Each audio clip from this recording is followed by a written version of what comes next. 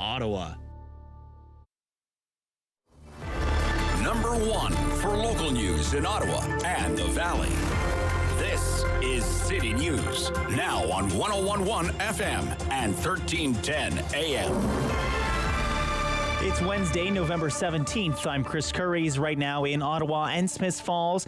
-1 degrees, feeling like -5. Here's what's making news in Ottawa and the Valley. In response to recent reports from the CBC that showed a knowledge of the LRT's issues and lack of reliability before the Confederation line launched over 2 years ago, here's Catherine McKenney. I can tell you that in my experience, when I worked for the city, something like this would have never, ever occurred without others knowing. That's McKenney speaking with Rob Snow this morning. We'll play that full interview a bit later this morning, including another with Sarah Wright-Gilbert on a reaction to the news that shows a series of emails between former transit boss John Manconi and the CEO of Rideau Transit Group. Stats Canada says the annual pace of inflation in October rose to 4.7%. The agency says it was the largest year-over-year gain in the Consumer Price Index since February of 2003. It compares to a year-over-year increase in the Consumer Price Index of 4.4% in September. Factors for rising inflation include snarls in supply chains, bumps in prices at the pumps, and comparisons to lows seen 1 year earlier. We have inflation reaction with Pierre Poilievre, a Conservative Member of Parliament from Carleton, on the Rob Snow Show. That's coming up at 9:15.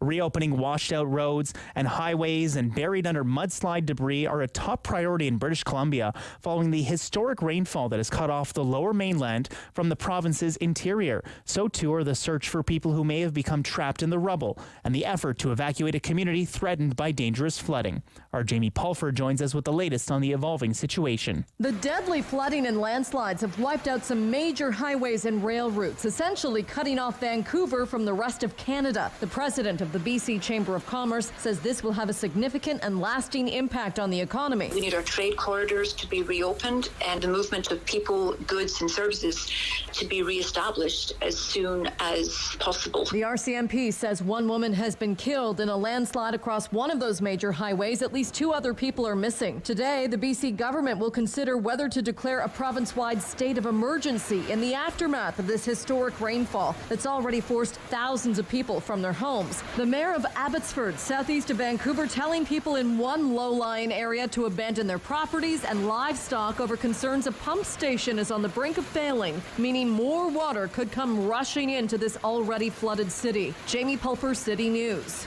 City News time is 9:02. Now let's take a look at your forecast with meteorologist Jill Taylor. Freezing rain warning in effect for parts of the Valley. Ottawa remains under a special weather statement. It gets going late morning into the afternoon with this mixed precipitation, a brisk wind out of the east today and the high about 2 degrees. Tonight, periods of rain with the temperature steady near 2, milder tomorrow up to 9. For today, the high near 2. City News time 9:03, and Ottawa police have released photos of a suspect wanted in connection with a number of recent hate-motivated incidents. Officers say posters with anti-Semitic and hateful content were discovered near a skate park in the Centrepoint Drive area on Sunday. Police investigating 8 similar incidents throughout the west end of the city and Barrhaven, and officers also investigating an anti-Semitic graffiti spray-painted at the Elgin Street Courthouse on Monday, November 15th. You can see a photo of the suspect up on our website, ottawa.citynews.ca. I'm Chris Curries. For news anytime, follow up online at ottawa.citynews.ca.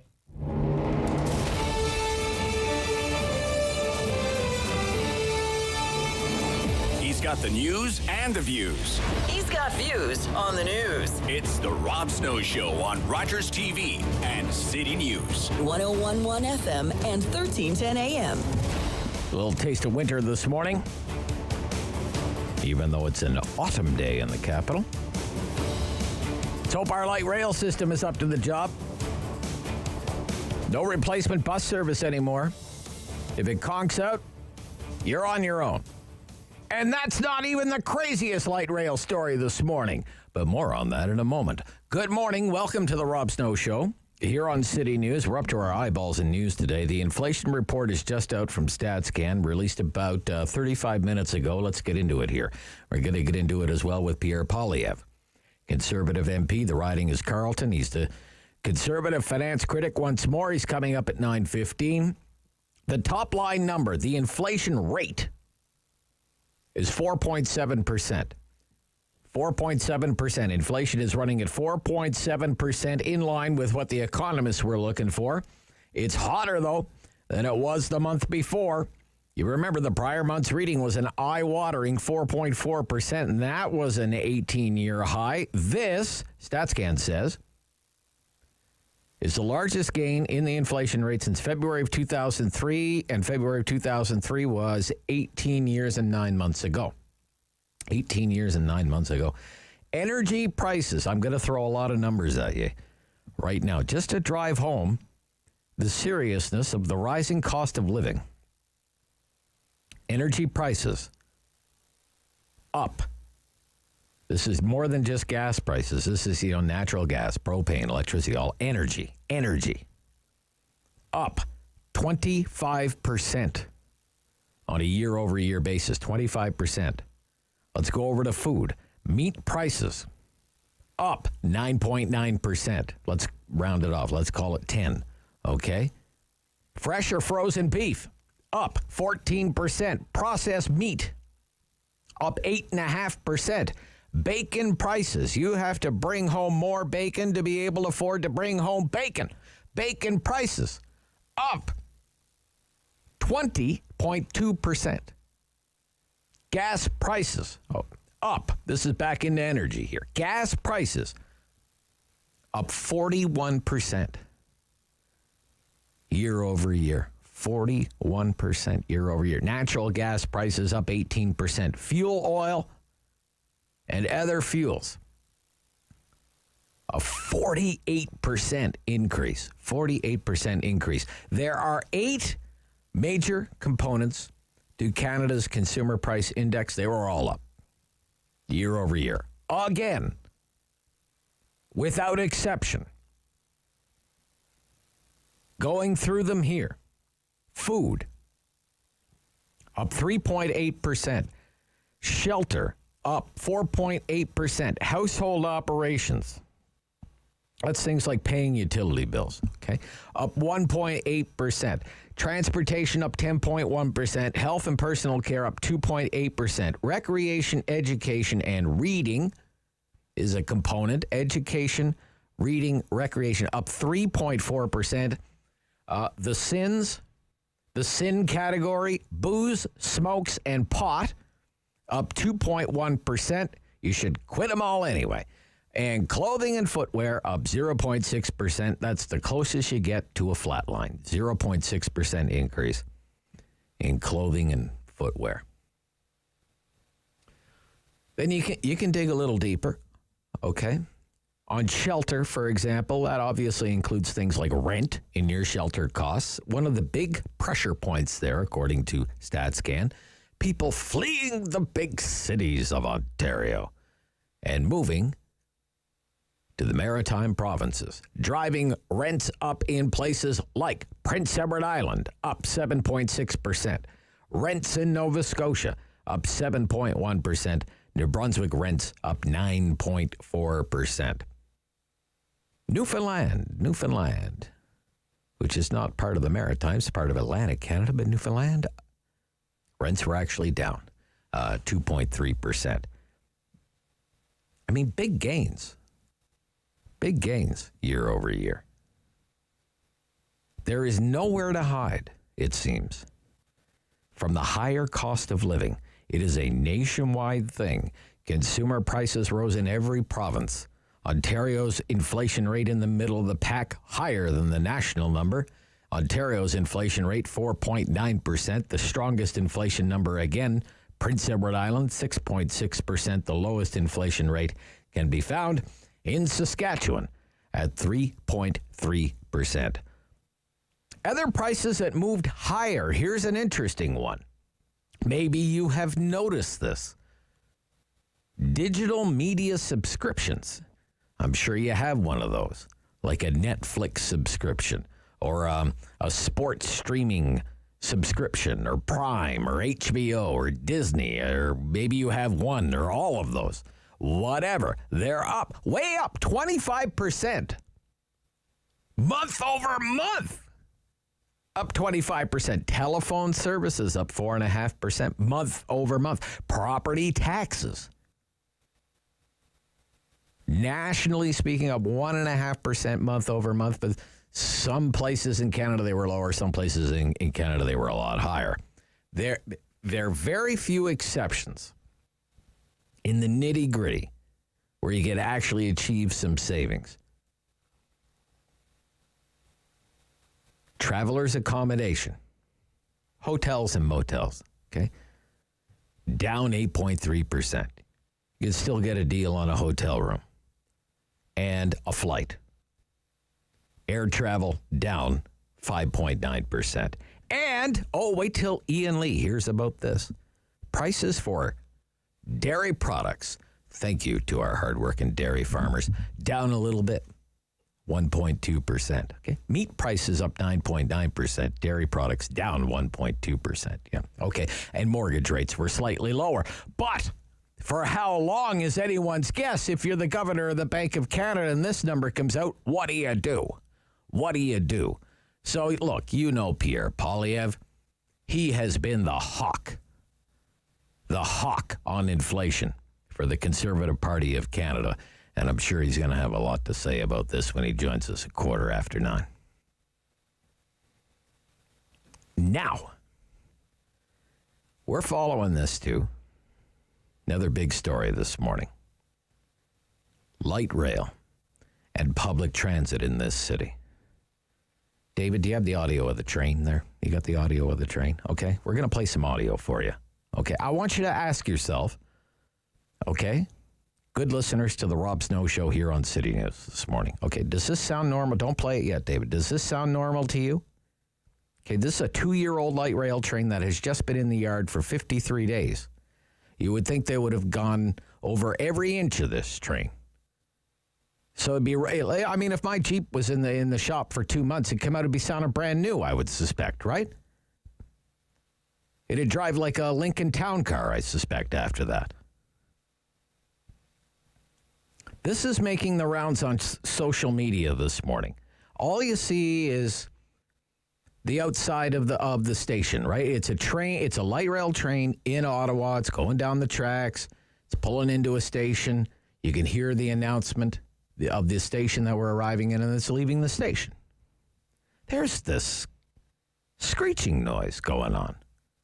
This is one of our light rail trains recently put back into service. And it is making some unholy noises. A passenger on our light rail system just recorded this and put it on Twitter, okay? And it's kind of going viral now. So we're going to listen to it. If you're in the car, turn up the radio, okay? I'll give you a second here. I'll just give you a second here. Okay, you good? All right. Play the audio here.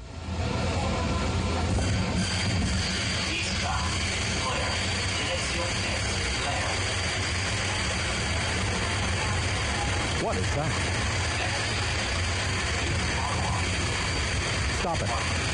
Stop it. You can't even hear. It's so loud.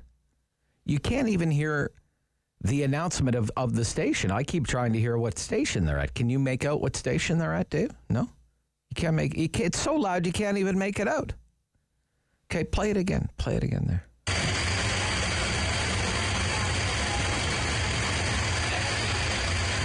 All right, you get the idea. Okay. What is that? What is that, right? Does that sound normal to you? I thought one of the benefits of light rail was the experience.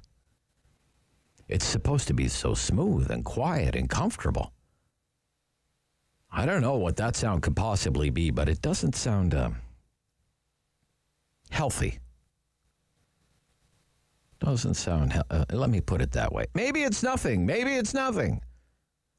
Remember, if the train conks out today and there's freezing rain in the forecast for today, if the train conks out, there's no backup bus service anymore, okay? They took that away yesterday. They announced that they were ending R1 replacement bus service just as a light rail train died on the tracks. Yeah, you're doing a heck of a job, Brownie. Brownie, you're doing a heck of a job. And you know what? None of that comes even close to being the most damning light rail news of the day. And it's only 9:15 in the morning. That comes from Joanne Chianello of the public broadcaster, credit where it's due. I've known her for a long time, heck of a reporter. She got her hands on emails written by John Manconi. John Manconi was in charge of public transit in this system for a very long time. One of the most respected senior managers at Ottawa City Hall, recently retired. Professional engineer. And in these emails, he is clearly unnerved by the issues plaguing our light rail system before it was launched, before it was put into service, before anyone ever tapped a Presto card and rode the train. John Manconi knew there were problems, reliability problems, the testing, this idea, we're going to test it for 12 consecutive days. And it's going to have to work for 12 consecutive days or we won't launch it. Never happened. They couldn't make it happen. They couldn't do it. They couldn't pull it off. And he was worried that they couldn't pull it off. He was worried that RTG couldn't get this blasted train to work for 12 straight days in a row without it breaking down. And again, this was all before it was officially put into service by the powers that be. But they put it into service anyway. Celebrated the fact. Oh, you couldn't wipe the smile off the mayor's face that day. And very quickly, what happened? Problems. Problems that just continued to grow, only got worse, until they crescendoed with a pair of derailments. Just a few weeks apart. The latest one, of course, knocking the entire system out for 53 days. John Manconi knew there were problems. He was pretty high up the food chain at Ottawa City Hall. So the obvious next question is, if John Manconi knew, who else knew? Did the city manager know? Did the mayor know? Is it possible that they didn't know? Is that even possible? We don't know. We don't know the answer to those questions. Maybe we never find out the answer to those questions. But you would think it'd be easier to find the answers to those questions if there was a judicial inquiry. But your city council voted against having a judicial inquiry. I spoke with a pair of transit commissioners this morning ahead of this morning's meeting of the Transit Commission. They are not giving up on a judicial inquiry. They want Doug Ford to call a judicial inquiry. They are renewing their calls. They are saying, Mr. Premier, help us get to the bottom of what is plaguing light rail in this city. Have a judicial inquiry. You're going to hear from both of them this morning on a very busy news day. You are in the right place. You have found the Rob Snow Show on City News.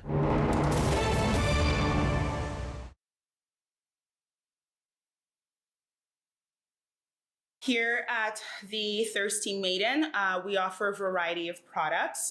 So everything from breakfast items, so it's breakfast sandwiches and scones, which have become a staple item here at the cafe. We have an assortment of pastries and cakes and desserts. So we're really big on our dessert bar, which a lot of people come here for. And of course, our delicious coffee beverages. So we do offer not your typical lattes, things like a chocolate banana coconut latte, cinnamon coconut, which is my favorite, and our take on even a pumpkin spice, which we add nutmeg and a dash of cayenne in just to give it a bit of a kick.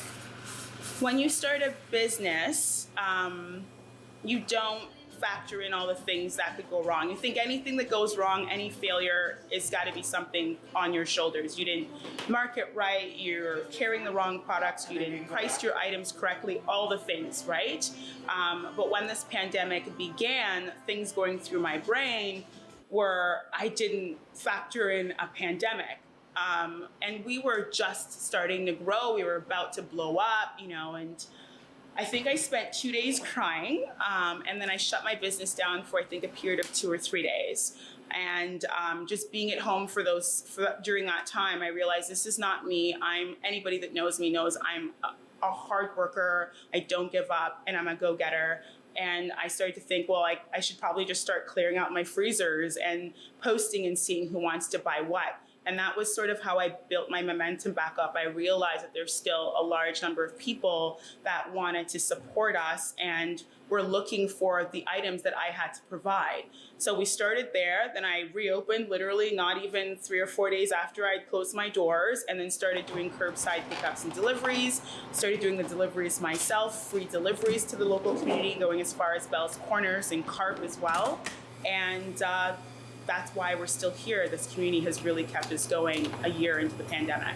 We've had a changeover of staff a couple times now, and situations change, and when you can't offer hours and hours for your employees, you don't blame them when they have to go elsewhere. So I think that's also been one of the challenges is recruiting, training, and then they leave, and then bringing in more people and recruiting. And anybody in this industry will tell you that that's something we deal with on a regular basis, whether or not COVID's in the mix or not. But more so now, because every time there's a lockdown, there's a risk of, will we make it through? And then you lay off more staff. And again, their situations and their circumstances change.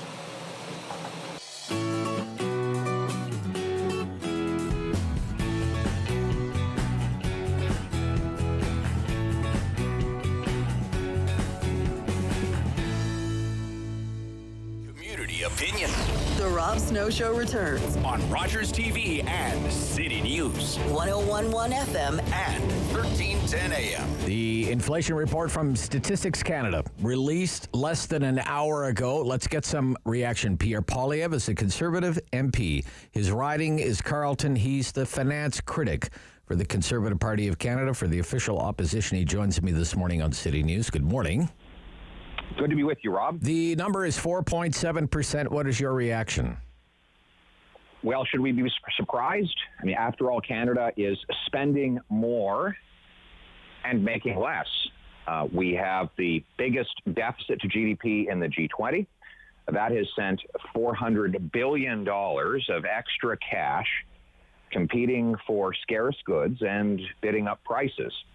We now have the second highest inflation in the G7. So we can't just blame it on global supply chains, of course, because if it were just that, then we would see the same inflation numbers in the UK, Japan, France, Italy, but we don't. They all have lower inflation. Only the money printing mammoths south of the border in the U.S. have higher inflation than us with their multi-trillion-dollar deficits and their Federal Reserve money printing. Their inflation is slightly higher than ours. But Justin Trudeau has decided to replicate the money printing that the Americans are doing, and with exactly the same high inflation results. You have been accused by your political opponents and by some in the media since your reappointment as the finance critic for the official opposition of politicizing monetary policy in the country with your criticism of the Bank of Canada. How do you react to that criticism, sir? I haven't commented on monetary policy. I've commented on fiscal policy. The Liberals have turned the Bank of Canada into their personal ATM machine, using it for fiscal policy, which it's not intended to do. They are using the Bank of Canada's printing presses to pay for their deficits, something that has not been done since the last Trudeau was in power and gave us the in stagflation of the 1970s and 80s. They printed $400 billion of cash to pay for out-of-control spending. And the result is the higher cost of living for the working class. It means higher home prices, higher gas prices, higher cost of living overall. And it is my job as the finance critic to speak out when governments increase the cost of living on everyday Canadians. That's exactly what I've done. And frankly, Rob, my critics are looking really stupid right now. How so, sir? How so? When I said I warned of inflation in May of 2020, when I saw that the government was using the Bank of Canada to pay for its deficits, I said, this is the old story. Governments print cash, they cause inflation. Everyone rolled their eyes and said, oh, that's old-fashioned thinking. Well, now I've been proven right. And all of those so-called experts, the liberal academics, the central bankers, and of course, Chrystia Freeland and Trudeau themselves, have been proven dead wrong. And my predictions have been proven absolutely right. Okay, I want to ask you about something else. Of course, I have to ask you today. There's a caucus meeting for the Conservative Party today, for Conservative MPs, senators today. It's been all over the news. Do you support the leader of the Conservative Party, Aaron O'Toole? Yes. He has your support, your confidence. I've always been loyal to the leader of our party. He is the legitimate leader chosen by our members, and so I support him. What is your reaction to the expulsion from caucus, the Conservative caucus, of Senator Denise Batters? Do you think the leader was right to do that? I'm saddened by it. Senator Batters is an old friend. She's been a great champion of people who suffer from mental illness, among other causes. The leader has the authority to make that decision, and he's done so. It's obviously a sad situation, but we have to shift our focus back to the daily lives of everyday people, like the cost of living crisis that I was speaking about a moment ago. Does the leader get that? It seems when I speak to Conservative members of Parliament, like you or Michelle Rempel-Garner, that's what you're interested in focusing on, the rising cost of living, what it's doing to people's pocketbooks, the future of a united Canada, the future of our energy sector. These are all important. But is the leadership sharing in your concerns, Mr. Poilievre? Because it seems that the party is in disarray right now. Embroiled by infighting, and a lot of people are wondering what's going on with the Conservatives right now. Well, they don't need to wonder. We're fighting inflation. That's our singular focus. We have to get the cost of living under control. Our young people are stuck living in their parents' basement till they turn 30. The workers can't afford to gas up and get to work. Our seniors can't put food on the table. Meanwhile, the super rich are watching their assets inflate in value as they add millions and billions to their net worth as a result of this inflation. This is a tax on the working people of this country, and we as Conservatives need to lead the charge against it. Okay. Mr. Poilievre, thank you for your time this morning. Thank you. Pierre Poilievre is the finance critic for the Conservative Party of Canada, for the official opposition. He is also a local MP, of course. His riding is Carleton. So coming up after the news, more on federal politics and the infighting that is consuming the official opposition, the Conservatives. Get into it with Tim Powers and Carl Belanger, and you will score your political fix right here on City News.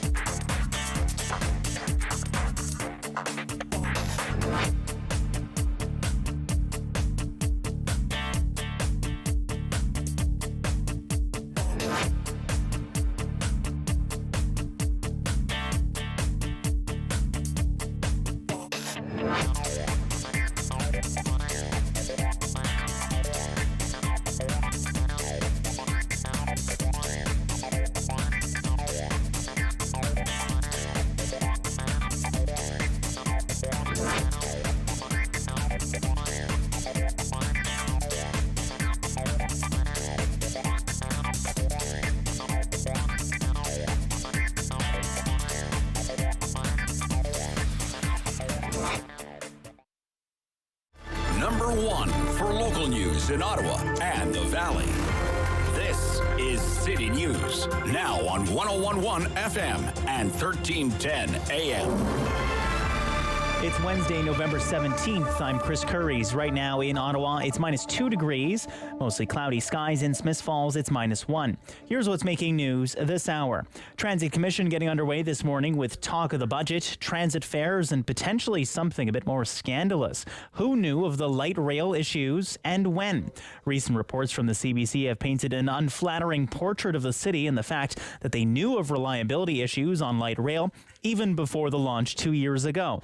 We'll have reaction to that later on this morning with Sarah Wright-Gilbert and Catherine McKenney, and City News will be keeping an eye on the meeting and all of the developments as it happens. Statistics Canada reporting the biggest year-over-year gain in the inflation rate since February of 2003.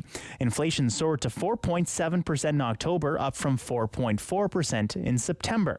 Stats Canada says the increase is due to supply chain issues, rising gasoline prices, and comparisons to lows of a year ago.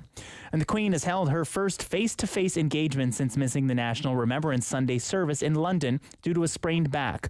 Queen Elizabeth met with the British military's Chief of Staff at Windsor Castle today. She looked well in photos, but from concerns about the Queen's health were raised last month when she spent a night in a London hospital after being admitted for medical tests. City News time is 9:31. I'm Chris Curries for News Anytime. Follow up online at ottawa.citynews.ca. He's the opinionated Ottawa icon. The Rob Snow Show returns On Rogers TV and City News. 101.1 FM and 1310 AM. All right, it's time to score your political fix. It's going to be a good one. Carl Belanger's here, President Traxion Strategies. Good morning, Carl. Good morning. Tim Powers, Chair, Summa Strategies. Good morning, Tim. Rob, I love when I come on and you're called the icon. The icon. I'm with Carl, too. I mean, They named me after the condo tower at Carling and Preston. That's what it is. Well, at least you work, unlike other things in the city. Well, so maybe we can get into that if we have a few minutes at the end. Please. Look, I hope everybody's doing well these days. So, by the way, Tim, the inflation report was just out, and it was 4.7%. And one of the big drivers, I can't help but not mention this with you on, rent increases in Atlantic Canada way up everywhere except Newfoundland. Tim, what, nobody's like the Exodus doesn't include Newfoundland or what? No, Rob, we're not sharks like you people in Cape Breton. We're just fair to people. People are flocking. People, you know what? Actually, we were on Prince Edward Island for our honeymoon this summer. Yeah. It's like booming. Charlottetown is like the new boom town. It's unbelievable what's going on. It is unbelievable. It's great for now. Okay, so I'm calling this Batters and Bruised, and why that is not an Ottawa Sun front page, I don't know. Batters and Bruised. Senator Denise Batters released a video calling for a leadership review of Aaron O'Toole, and within 48 hours is kicked out of the Conservative caucus. We have a few clips of the video here. Play the audio, David. As leader, Mr. O'Toole has watered down and even entirely reversed our policy positions without the input of party or caucus members. On carbon tax, on guns, on conscience rights. He flip-flopped on our policies within the same week, the same day, and even within the same sentence. He won the leadership claiming to be true blue, but ran an election campaign nearly indistinguishable from Trudeau's Liberals. We can't afford more of the same. Okay, that's good. Okay, so kicked out. See you later, Senator Batters. The Conservatives had a caucus meeting today. I just had Pierre Poilievre on our program, said he supports the leader. Sad to see Senator Batters go. You have that, David? David, go ahead. David. I'm saddened by it. Senator Batters is an old friend. She's been a great champion of people who suffer from mental illness, among other causes. The leader has the authority to make that decision, and he's done so. It's obviously a sad situation, but we have to shift our focus back to the daily lives of everyday people, like the cost of living crisis. All right, so that was Pierre Poilievre just moments ago on City News. Carl, what is your reaction to how O'Toole is handling the rebellion within his party? It's an interesting approach to show strength and crush that rebellion by kicking people out. maybe it will work for him. Doing nothing was not an option. So we'll see how that caucus meeting goes. I mean, Denise Batters had a lot of friends within the Conservative caucus, for sure. I mean, you heard Pierre Poilievre talk about her. But at the same time, Poilievre is right. Like, it's really hard to get rid of a leader who wants to stay on. And it is very damaging to the party and to the brand. And the focus should be on people, and the focus should be on the Trudeau government, not on Erin O'Toole and the Conservative Party. So the sooner they put an end to this, the better it is for Erin O'Toole, obviously, but also for the Conservative Party. Okay. Tim Powers. It's like the 20-year itch, Rob. So 20 years after Diefenbaker, you had the Clark-Mulroney tussle, although not as much about identity as today. And Joe Clark got turfed, and Brian Mulroney came in and won a majority government. And 20 years after that, of course, the early 2000s, Stockwell Day comes in, and there's a whole bunch of, almost daily, as you will recall, Rob and Carl will recall, breakups and fights and all of that. Mm-hmm. And we're back in that 20-year cycle. And again, in each of those examples I've given, it's about identity. It gets focused on the leader, but it's about identity and where the party is and what it wants to be. Denise Batter is also a friend of mine. Like Pierre, I have a high regard for the work she's done on the mental health front. But I think she made the wrong move here. And clearly there appears to be an organized campaign. I mean, that, as you both know, that's not just her doing some handheld video in the middle of the afternoon. That was professionally developed. Oh, yes.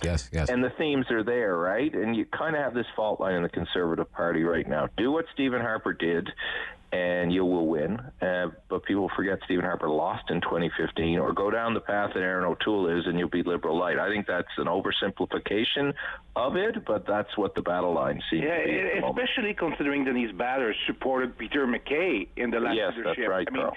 Peter MacKay, true blue. I mean, he was to the left of O'Toole, and well, that's why it was anybody but MacKay during the leadership, right? What's strange, right? Yeah. And now Denise Batters saying that that Erin O'Toole is not true blue. I mean, I think Tim is right. Identity, knowing what the Conservative Party stands for, and knowing who they speak to, because right now they are speaking to a smaller and smaller proportion of the voters universe, and it's been shrinking since Stephen Harper's tenure, and it has not been growing back, despite the fact that they win the popular vote.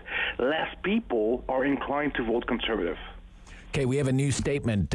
Cormac McSweeney, our parliamentary bureau chief here at City News, just got a statement from Senator Batter's office. Just let me read it because it's brand new. It's breaking as I'm reading it to you now. Quote here, statement from Senator Batters, November 17th.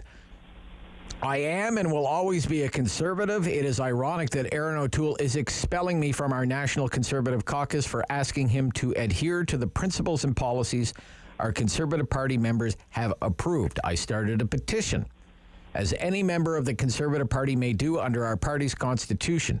It asks that our members simply have the say they deserve on the leadership and future direction of our party in an expedited manner that would be the usual course of action after an election loss. Seemingly, Mr. O'Toole cannot tolerate, in quotation marks, tolerate criticism. After the election, I raised my concerns with Mr. O'Toole directly. He did not respond and he did not act. I then asked publicly that our members have a voice. His response now is to kick me out. Several weeks ago, my fellow Conservative Senate caucus colleague leveled similar complaints against Erin O'Toole, even going further to call for his resignation. Yet he remains a member of National Caucus while I am expelled. Why the double standard?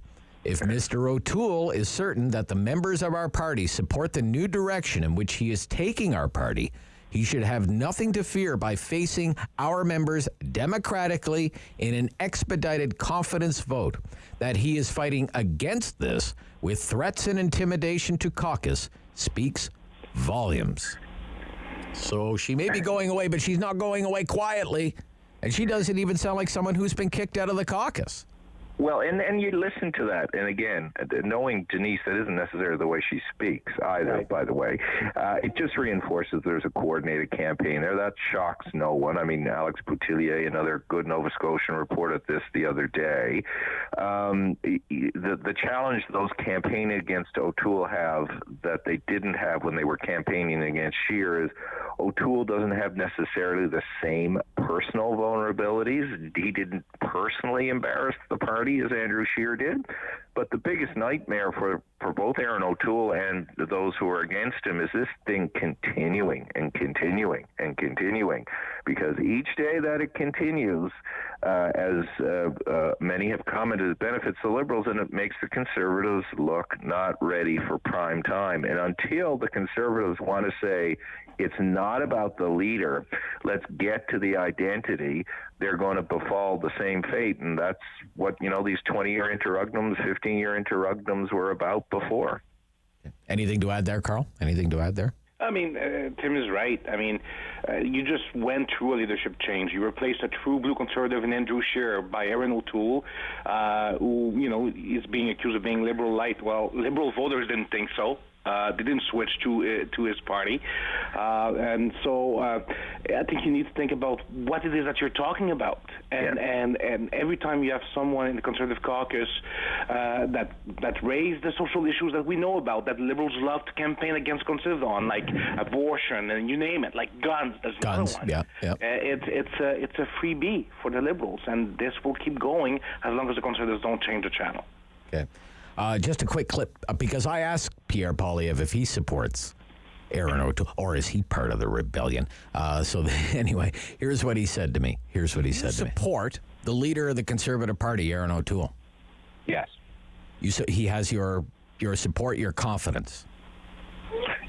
I've always been loyal to the leader of our party.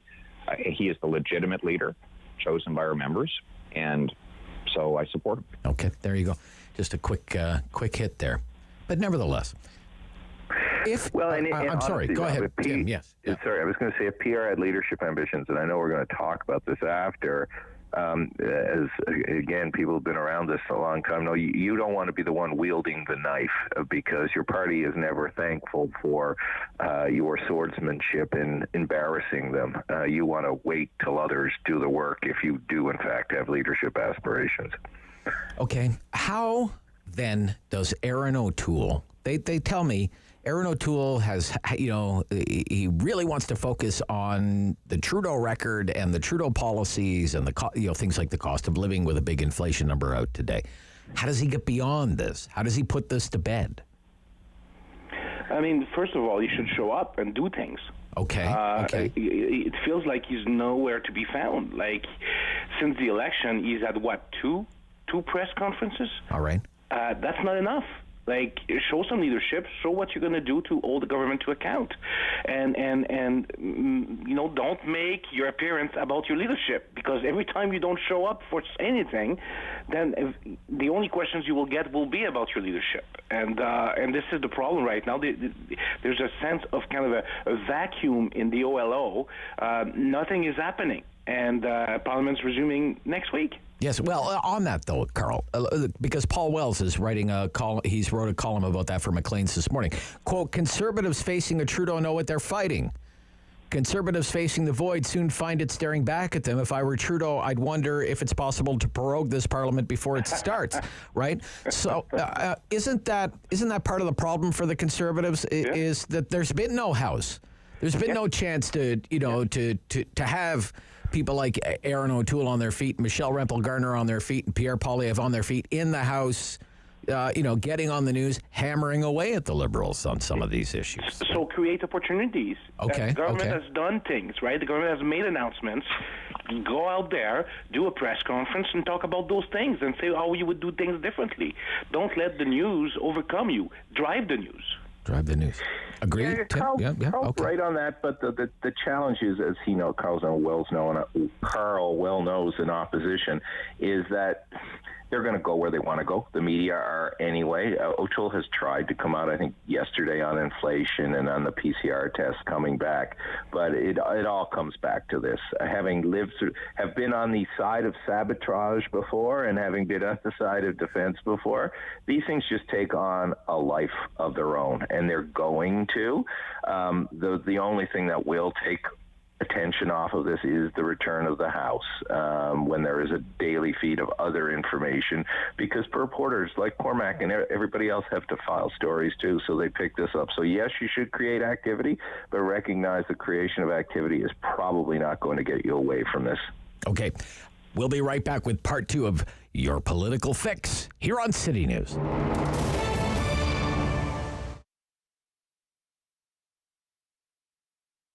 Was devastating, and it's devastating to all small business, but not knowing where it was going to go. But then the renovation market, as people stayed home, took off like wildfire. And for us, yes, we're very lucky, very fortunate that we were able to turn things around. I think a lot of it had to do with our internet presence as well, that I was, kept working on over years, and then it kind of took off. So that was very positive. But now, no, people are staying at home. We're renovating different markets, whether it's a kitchen or a backyard or, your fireplace. They want to cozy things up. So yes, things are extremely busy right now. Right now it's fireplaces, and I think with the snowbirds, a lot of those clients have existing wood fireplaces, so they're looking at inserts. So they want to convert the wood to gas. They don't want to deal with the wood part of it, but they want it clean and easy and efficient, and that's been a major, major increase in our business. The cottage and chalet market has really increased, absolutely. We see that people, that's their staycation now, is either the backyard or their cottage with their close bubble of family. So there's no question that we've seen a big, big increase in that area as well. I've seen a change in the backyard because now the staycation, from my past being in the pool business, one of our great clients was in the other day, and he's in the pool business. He's booking for 2022. For in-ground pools, okay? So I think what's happened now is that's brought everybody back home, and I think maybe down the road, maybe 3, 4, 5 years from now, we're still gonna see people spending time in their backyards and staying home more. The barbecue area, really, we call it the backyard. So you walk out of your house into a backyard, and it kind of looks like that with the fencing and the sky and things like that. So that is just our fun room. It's just, there's a lot of cool gadgets there that has to do with dealing with charcoal and wood pellet barbecues. To go online, you're going to find, you just Google, romantic fireplaces will come up. The one nice thing about our work is that when the Google reviews and the Google pictures are phenomenal. We're uploading stuff every day. I have at least 1,000 jobs, real jobs that you can take a look at, either on the Google pictures on the drive, or if you go to our website at romanticfireplaces.com and click on our work. It's where we used to load lots of them up, but there's lots of pictures there too. But the great thing about that is they're real. There's testimonials there about people talking about our team. And our team here is unique to everybody else. It's 2 small teams, but these fellas work for me. They're our guys. So when they go into your home, they care as much about your house as you do.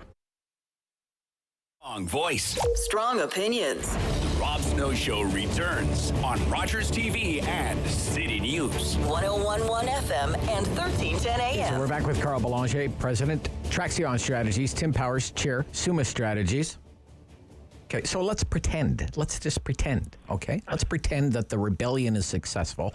Aaron O'Toole, you're out. You're out as Conservative Party leader. Get out of here. Get out of here. Who are some notables, some notable names, potential replacements? Carl, anyone come to mind?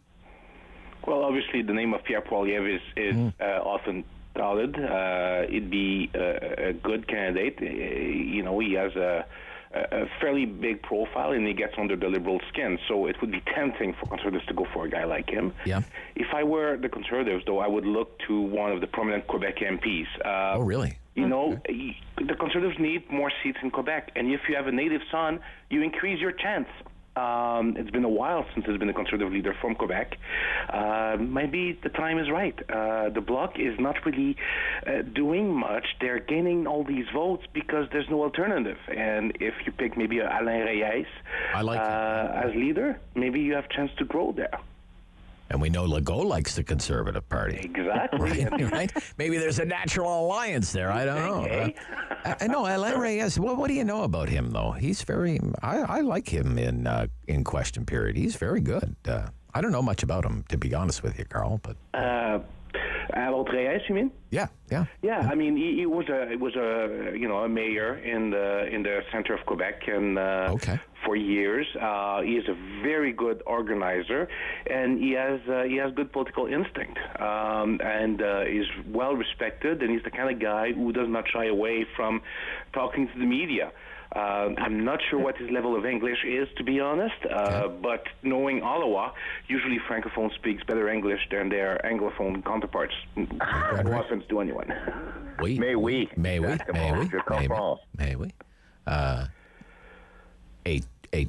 Tim? Key. Un homme. Rob, qu'est-ce qui se passe? No, Tim. Look, this idea, Polyev. I put this question to people yesterday during my open line hour, during the talkback hour. Aaron O'Toole, should he lead the Conservatives into the next election? If not him, then who? Lots of people are saying Polyev. Now, I don't know if that's an Eastern Ontario thing or what, Tim, but what do you think? Well, look, Pierre has certainly large pockets of support in the Conservative Party, and as we all know, you get elected in leadership races through the party. People admire his tenacity, his ability to irritate Liberals, and those sorts of things. So if he ran, he'd be a top contender. The challenge for Pierre, which I'm sure he grasps, is his broader electability, because he can come across, if you're not a Conservative partisan, as a smarmy, unkind, not pleasant individual. And you don't tend to win. Stephen Harper didn't even come across that way. Now, in the past, the Liberals have had their old rat pack back in the early Chrétien days, and some of those people went on to have great careers, like Brian Tobin, who became a premier and was often considered a replacement for Jean Chrétien. So, Pierre's got a lot of work to do with the broader audience. Pierre wouldn't be the first person most Conservatives would think could grow the support of the party, but he could certainly hold the line. Oh, yeah, he'll hold your 30% base, right? A Polyev candidacy would be, to me, kind of like a Scheer candidacy. Sure, Polyev could win a race if only Conservatives are voting to elect a Conservative. It's... Can Polyev win a general election? Does Polyev win you a single swing vote? I don't know. That would be his weakness. The other challenge he has, like Mr. Scheer, is his whole life has been this, right? And if you're now... Some may say that means he has more credentials than Mr. Trudeau when he came into office. But I do think there is a back and forth pendulum that swings back and forth in Canada that shows that those who spent too much time in Parliament aren't always the most favored sons for all of this. But hey, Jason Kenney became Premier of Alberta. Oh wait, it didn't work out so well for all that time in Parliament, right? Yeah. Okay. All right. Maybe it's time for a woman, though. Maybe we need to look. Yeah, I heard that a lot yesterday too. Yeah, Michelle Rempel-Garner is one. Michelle Rempel's a name. Let me give you another name. That somebody whispered in my ear the other day. Brad Wall. Well, Brad Wall. Are you guys hearing that name, by the way, in your circles? But Brad Wall is, and he's a person, I like Mr. Wall, and I like the next name we're going to mention, Frank McKenna. Brad Wall is a Conservative's Frank McKenna. Frank McKenna, former New Brunswick Premier, always was going to run, and Mr. McKenna would have been a great leader, I think, of the federal party had he run. He didn't. But it didn't hurt Mr. McKenna to have his name mentioned, because corporately it's beneficial. Doesn't hurt to have Mr. Wall, for Mr. Wall to have his name mentioned. Mr. Wall's French is just not good enough, I don't think. Yeah, if we talk about the provincial scene, though, what about Caroline Mulroney? Yeah, that's possible. right? She has name recognition. She's bilingual. She's a woman. She's fairly young. Doesn't bring the same kind of baggage. And she's gained some political experience at Queen's Park. Yeah. She's got a big file there at Queen's Park. She's got a big file. Yeah. Transit file. Sure. Yeah. Okay, so let's do one more thing. And that's, if Jason Kenney can sign a $10 a day childcare deal with Prime Minister Trudeau, then it would seem more likely that it's only a matter of time before Premier Ford signs a similar deal. Premier Ford is making it out to be an argument about money, but how likely do you think it is that there will eventually be an agreement on $10 a day childcare for Ontario, Tim? Oh, come on. There's going to be one. Premier Ford is going to bring this as close to the line as he can, say he got more out of it, doesn't want to come right after Alberta. You heard his posturing yesterday or 2 days ago. Yeah, Premier Ford is not going to go to the electorate in June of next year without a childcare deal. Okay. Agree, Carl? Yeah. Absolutely. It's just posturing right now. There is no way, there is no chance that Ontario won't have a deal before the election. Tim is absolutely right. Oh, look, we have 2 minutes left. What are we going to talk? What are we going to talk about for 2 minutes? Okay, so you guys are both Ottawa guys. You live here most of the time, right? Yeah, on the Quebec side. So, yeah, you're on the Quebec side, but I mean, you're in tune. Yeah. So, Jim Watson's had been in politics for 30 years. Imagine that, 30 years since he won a council seat for Capital Ward. And with the municipal election a year away, a lot of people are wondering, and all of these problems with light rail, of course. And now, we've got a huge story today about emails. So what's in the emails? What do you think Jim Watson is going to do? Because his decision is going to define the race for mayor of Ottawa. And we've seen some big-time mayors walk away, like Mayor Nenshi, for example, Mayor Iveson in Edmonton as well. 30 years, a long time to be in politics, but the guy knows nothing else. He even admits, it's my life being mayor of Ottawa. What do you think he's going to do, Tim? What do you think Jim Watson's going to do? Too hard to predict. I mean, most other people might step off, and I'm sure Jim would end up getting some work elsewhere, either through the Prime Minister or someone else. I could see him being appointed and being effective elsewhere. But I think you just described it perfectly, Rob. It's his oxygen. It's always been his oxygen. He's still got lots of energy. 60 is not old, and maybe he doesn't want to go. If I'm Jim, I'm thinking, all right, do I really want to go right now with this mess that is rail and have people remember that about me? Yeah. Do I want to fix it? So that's probably the one major thing that is giving him pause to think maybe he goes again. Carl, what do you think? Well, Carl? the one caveat to that is that Jim Watson hates losing. He doesn't want to lose. Yeah. And if this whole train fiasco is leading him to defeat, I don't see how or why he would run again. After 30 years, nobody could say that he doesn't deserve to retire from politics. So I think he's going to look closely at the numbers. I think he's the kind of guy who doesn't want to go down in defeat, and so that's the one thing because I agree with Jim. If he's able to fix it. If he's able to fix it and get away with another win, he will. But if he can't and is not able to, then my hunch is that he's going to walk. All right. Okay. All right. See what happens. It's going to be a really interesting year, 2022 in politics, provincial election, municipal election. Carl, thank you, Carl. Great to hear from you. Yep. Carl, President, Traxion Strategies. Tim Powers, thank you. Au revoir. Talk soon. Yep. Bye-bye. Chair of Summa Strategies. That's your political fix. Talkback Hour coming up next. City News.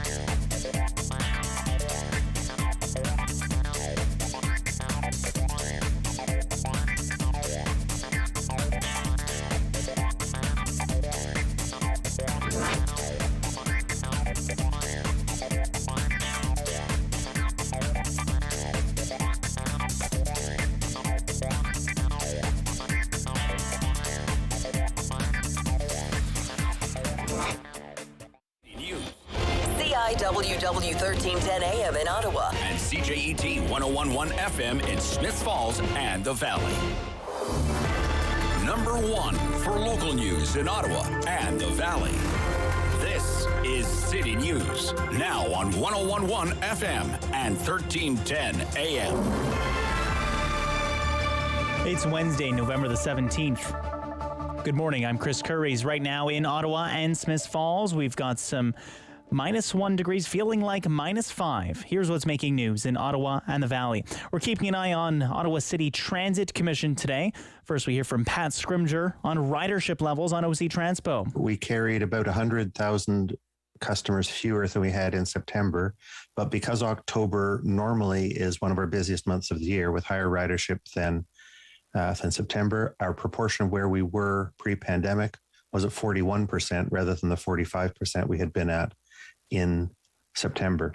We're also learning that an 8th train is expected to be added to the Confederation line tomorrow, and OC Transpo expects 11 to be in place by the end of the month. There are currently 7 trains running on the east-west line.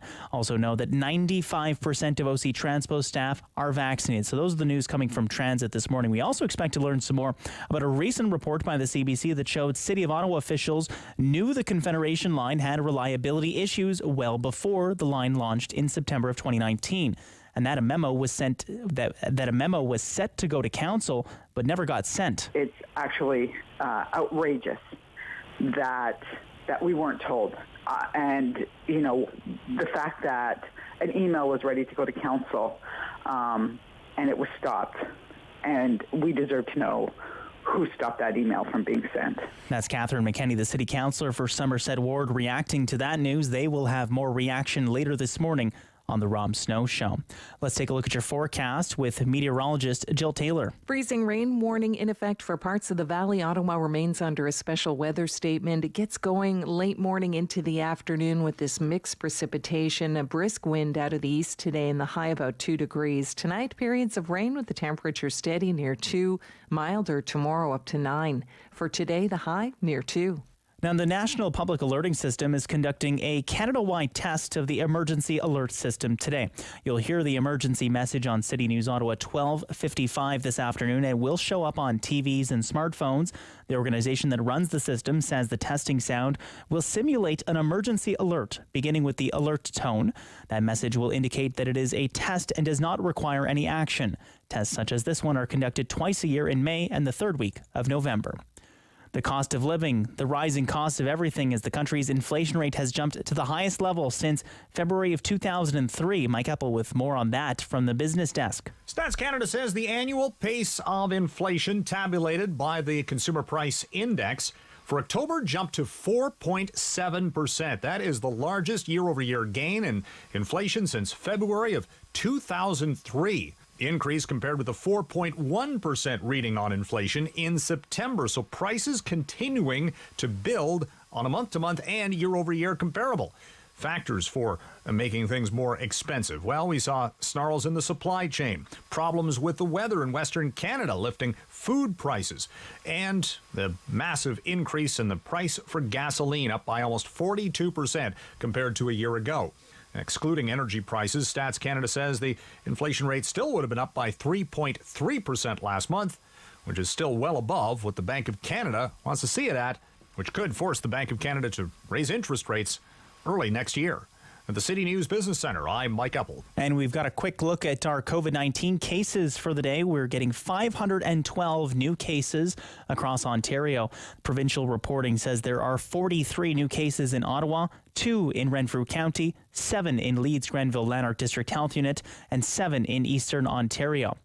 With more on the numbers, we'll find out more at 10:30. I'm Chris Curries. For news anytime, follow up online at ottawa.citynews.ca. It's time to talk back on the Rob Snow Show. Have your say and call now. 613-750-1310. I want to talk about what's going on in British Columbia. Okay. What you're seeing in British Columbia, the devastation in parts of British Columbia. It's unreal stuff. Is that just weather? Is that just weather that you're seeing there? Is that just weather? Or what you're seeing on the news, the consequences of human-caused climate change. What is your opinion at 750-1310, 750-1310, 750-1310? So that's my main topic for this hour. What is unfolding in British Columbia? I don't know if I've ever seen such devastation from a natural disaster. I don't know what it's going to take to clean up that mess. It's historic, really. That is going to be the weather story of the year. I think when we start doing our year in review stories, which will happen in just a few weeks' time, we'll start compiling year in review stories. What is unfolding in British Columbia right now will be right up there, if not the top story. Is that just weather? Oh, I hear this all the time. Oh, it's just weather, just weather, just weather. Or is this what we've been warned about? The devastation that will be caused by human-caused climate change. 750-1310, 750-1310, 613-750-1310. Just so you know, okay, we are covering the major local story this morning is the Transit Commission. In light of the new revelations being reported this morning by the public broadcaster, the Transit Commission meeting is underway right now. Just a little bit of it there. 35 and 40 kilometers an hour. And they, up until recently, were doing 15 kilometers per hour and now are up to 25 kilometers an hour. So we are going slower through the Rideau station. While it is possible that these noises are normal because the train sat for a while, I think everybody in this meeting can understand why customers are afraid. They are concerned about these noises. They are hyper aware to these noises. And so saying simply that it's normal is not going to calm the fears of our customers, given that we've just gone through 2 derailments. So are there any issues that are abnormal, that are causing these horrible shrieking and crunching noises that are happening through the tunnels? Is there anything going on that this commission or customers should know about? Good question. Yeah. Good question. I can answer this question. We had a meeting this morning. This is Renee Amilcar. And actually, we have 2 meetings new per head day of with transit our partners. services for the city of Ottawa, RTG, the person who came here from Montreal. Present. There are a very specific location at the Rideau station where we find a noise that is unusual. So our Alstom specialist went for a first verification last year. The previous year. So we had to grind that rail segment, and we will be able to increase the speed in that section. So it's right in the middle of a tunnel. So we've went from 15 to 25 kilometers per hour. This morning, we decided to avoid that noise, and to avoid having concerns, we will change and replace this segment. We will start the works tonight. Oh. And then we think the noise will be gone permanently. I think she's Once talking about the more, rail. They're going to. I know that Really? I repeat Really? myself. It's normal to have some noises. What is abnormal is not going for an inspection and let it go. So right now, what we do is acting normally. So we're going to send an inspector. This is our responsibility to make a decision to ensure the safety of our system and restore trust in our ridership. I just want to stick with this just for 1 second here. So that section of track will be replaced, and you hope that that will reduce the noise. Okay. Mr. Charter also mentioned during his comments about the testing. Just let me pick up on that. That's very interesting. That's very interesting in light of the audio that we played about an hour ago here on the Rob Snow Show that is making the rounds on social media here in Ottawa. It is video filmed by a passenger using their smartphone, going through the tunnel on light rail, and there is this very loud noise coming from the light rail train, and it just doesn't sound normal for a train that you would think has been inspected top to bottom in light of 53 days being out of service. Play that audio again that we played an hour ago, Dave.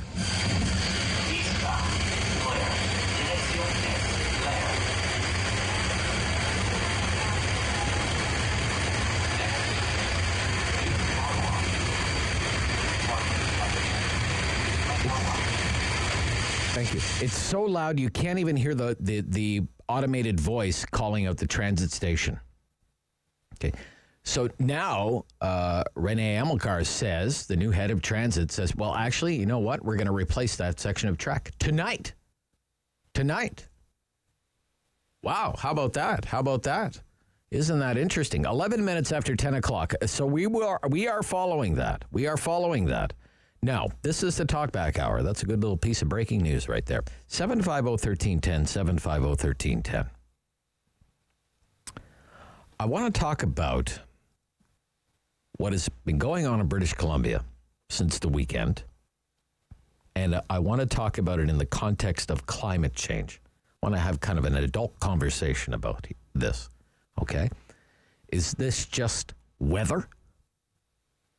What you're seeing on your television screens, on your social media feeds, what you're reading in the newspapers, hearing on the radio, it's just weather that's happening there, weather in the extreme, or the consequence of climate change. 750-1310, 750-1310. There are going to be a lot of I told you so's now as this disaster unfolds, as lives are changed forever in British Columbia. A lot of people are going to say, see, I told you so. I told you, I warned you. But I will say this. I'm not sure in my lifetime, in 50 years, I've ever seen anything quite like what I'm seeing unfold this week across parts of British Columbia. I think that this surely must be one of the worst natural disasters in Canadian history. And the fact that it all started happening just hours after the conclusion of COP26, thousands of miles away in Glasgow, will lead a lot of people to say, I told you so. See, I told you so. We've been warning you for years, been warning you forever. So what is this? What is it? Towns evacuated, towns underwater, highways destroyed. This morning, people are waking up this morning in Vancouver. 3 million people are basically cut off from the rest of Canada by road. Incredible footage of a highway. It's cut in half as though someone took a jackhammer to it. As though God came and took a jackhammer to it. Just entire towns, small cities, residents told, get out now, or you could die. And prairies turned into lakes. Just the weather? Just bad weather? Just the weather?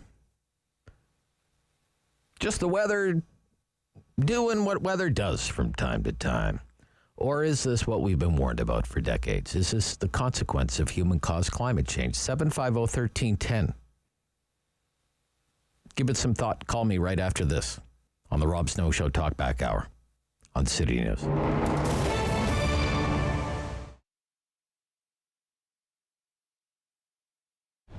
An old-fashioned traditional grocery store.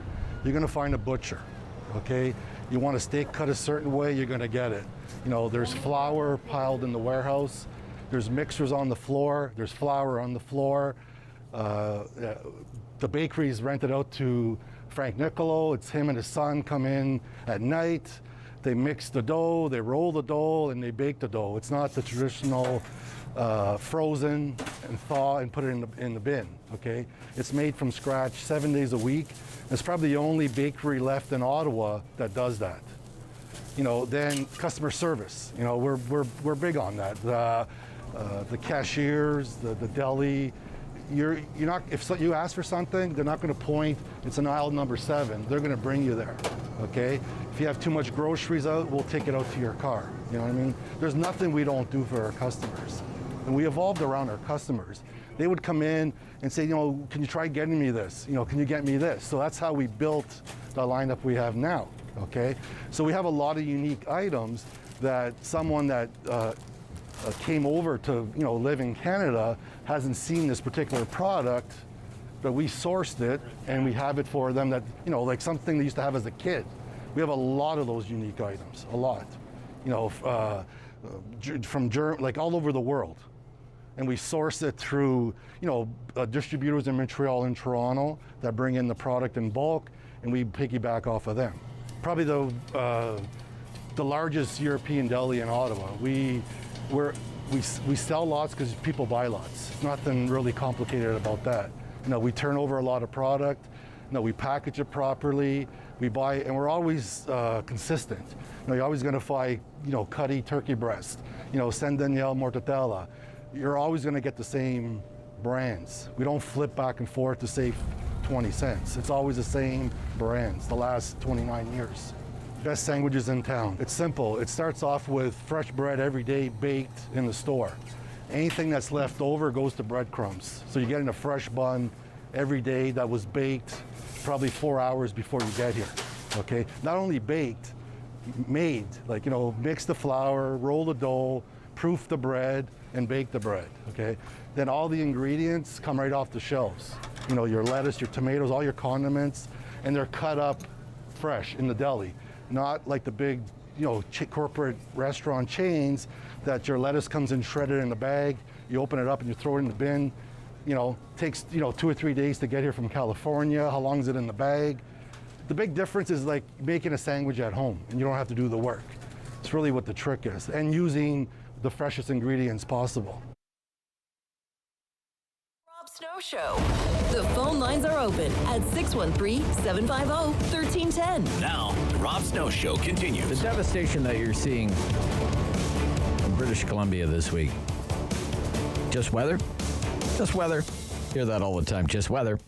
Or is it the consequences of human-caused climate change? What is your opinion at 750-1310, 750-1310?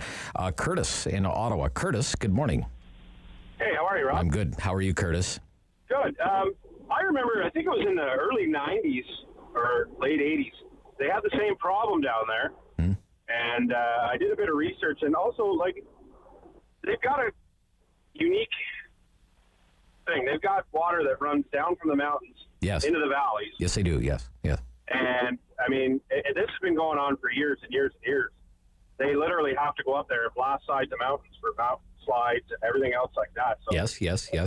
I don't know if this is necessarily weather related or if it's a building where you probably shouldn't have idea. You know what I mean? A planning issue, maybe a planning issue, for example. Yeah. It's like building a house in a swamp and not expecting it to sink, right? Well, yeah, certainly. Yeah, absolutely. Yeah, building in floodplains and whatnot, right? Yes. That's right. Yeah. We have it here in Ottawa. I mean, it doesn't happen, all the time, but right. Yeah. It can. Okay. And it does. Okay. But it's incredible destruction, though. It is. Like the Coquihalla Highway even. Yes. All through that whole area, it's just been hit. Even places they haven't even been to yet that they don't even know about. Yeah. Okay, thank you, Curtis. Yeah. Thank you. Okay. Yep. They've had problems before, he says. But I think about the scale of the destruction. I don't know if I've seen anything like this. And think about what it's going to do to an already stressed supply chain, okay? Nothing right now, as of this morning, is coming in or out of the Port of Vancouver. It's closed. That is the busiest port in Canada. Rail traffic is stalled for both CN and CP because of problems along the rail line. And all of the highways, the latest I heard, all of the highways in and out of Metro Vancouver, closed.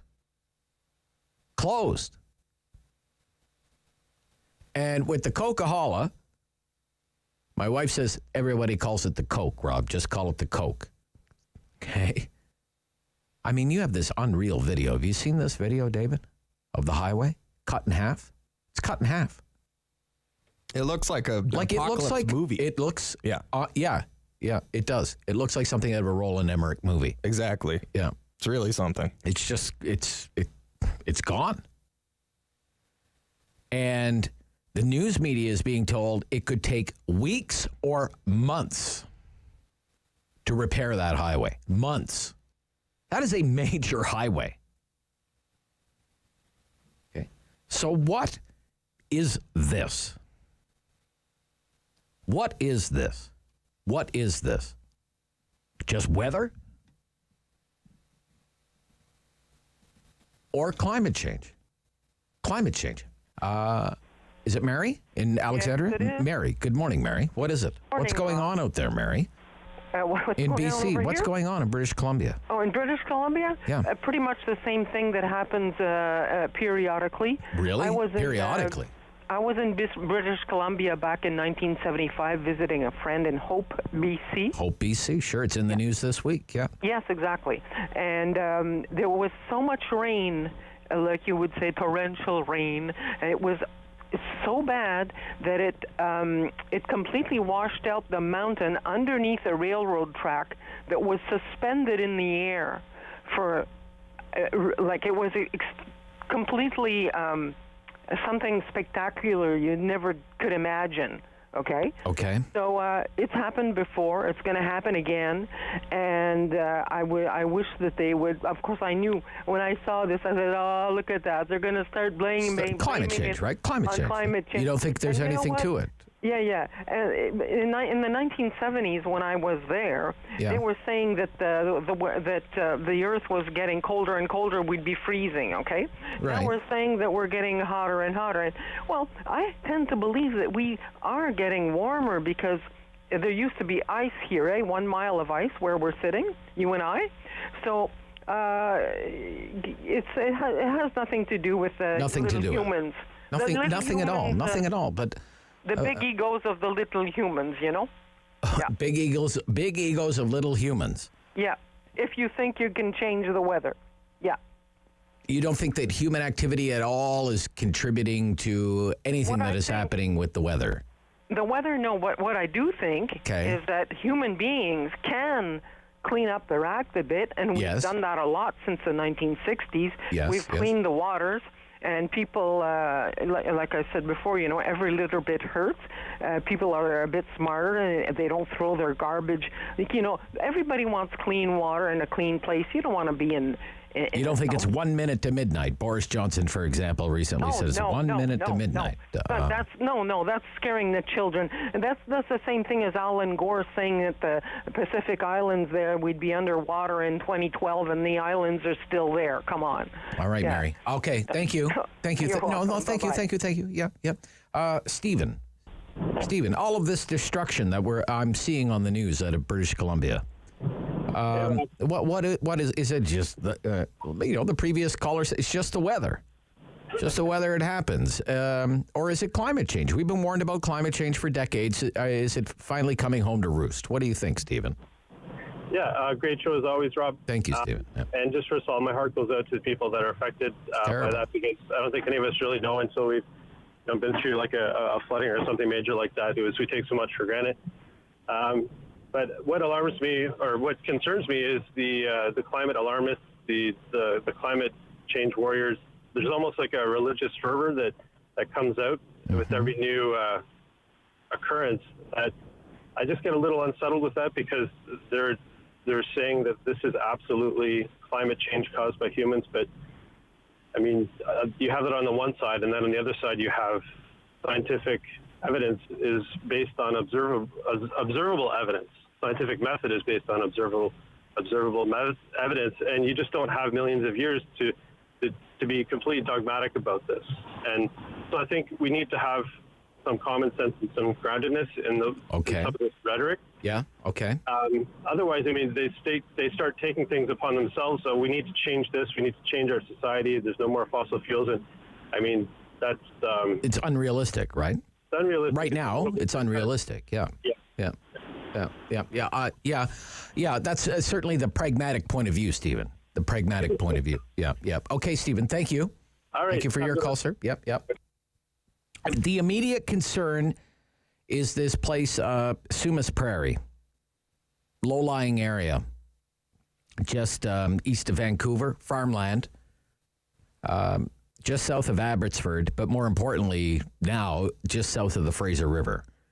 And the worry is there's a place called Barrowtown, and there's a pumping station there, and the fear is it's going to fail. And it will fail. That is the great fear. And the Fraser River is just going to come pouring in to the Sumas Prairie. My wife and I spent some time, she is much more familiar with the area. She lived in Vancouver for decades. So we spent time looking at the map of the entire area this morning, especially the map that shows the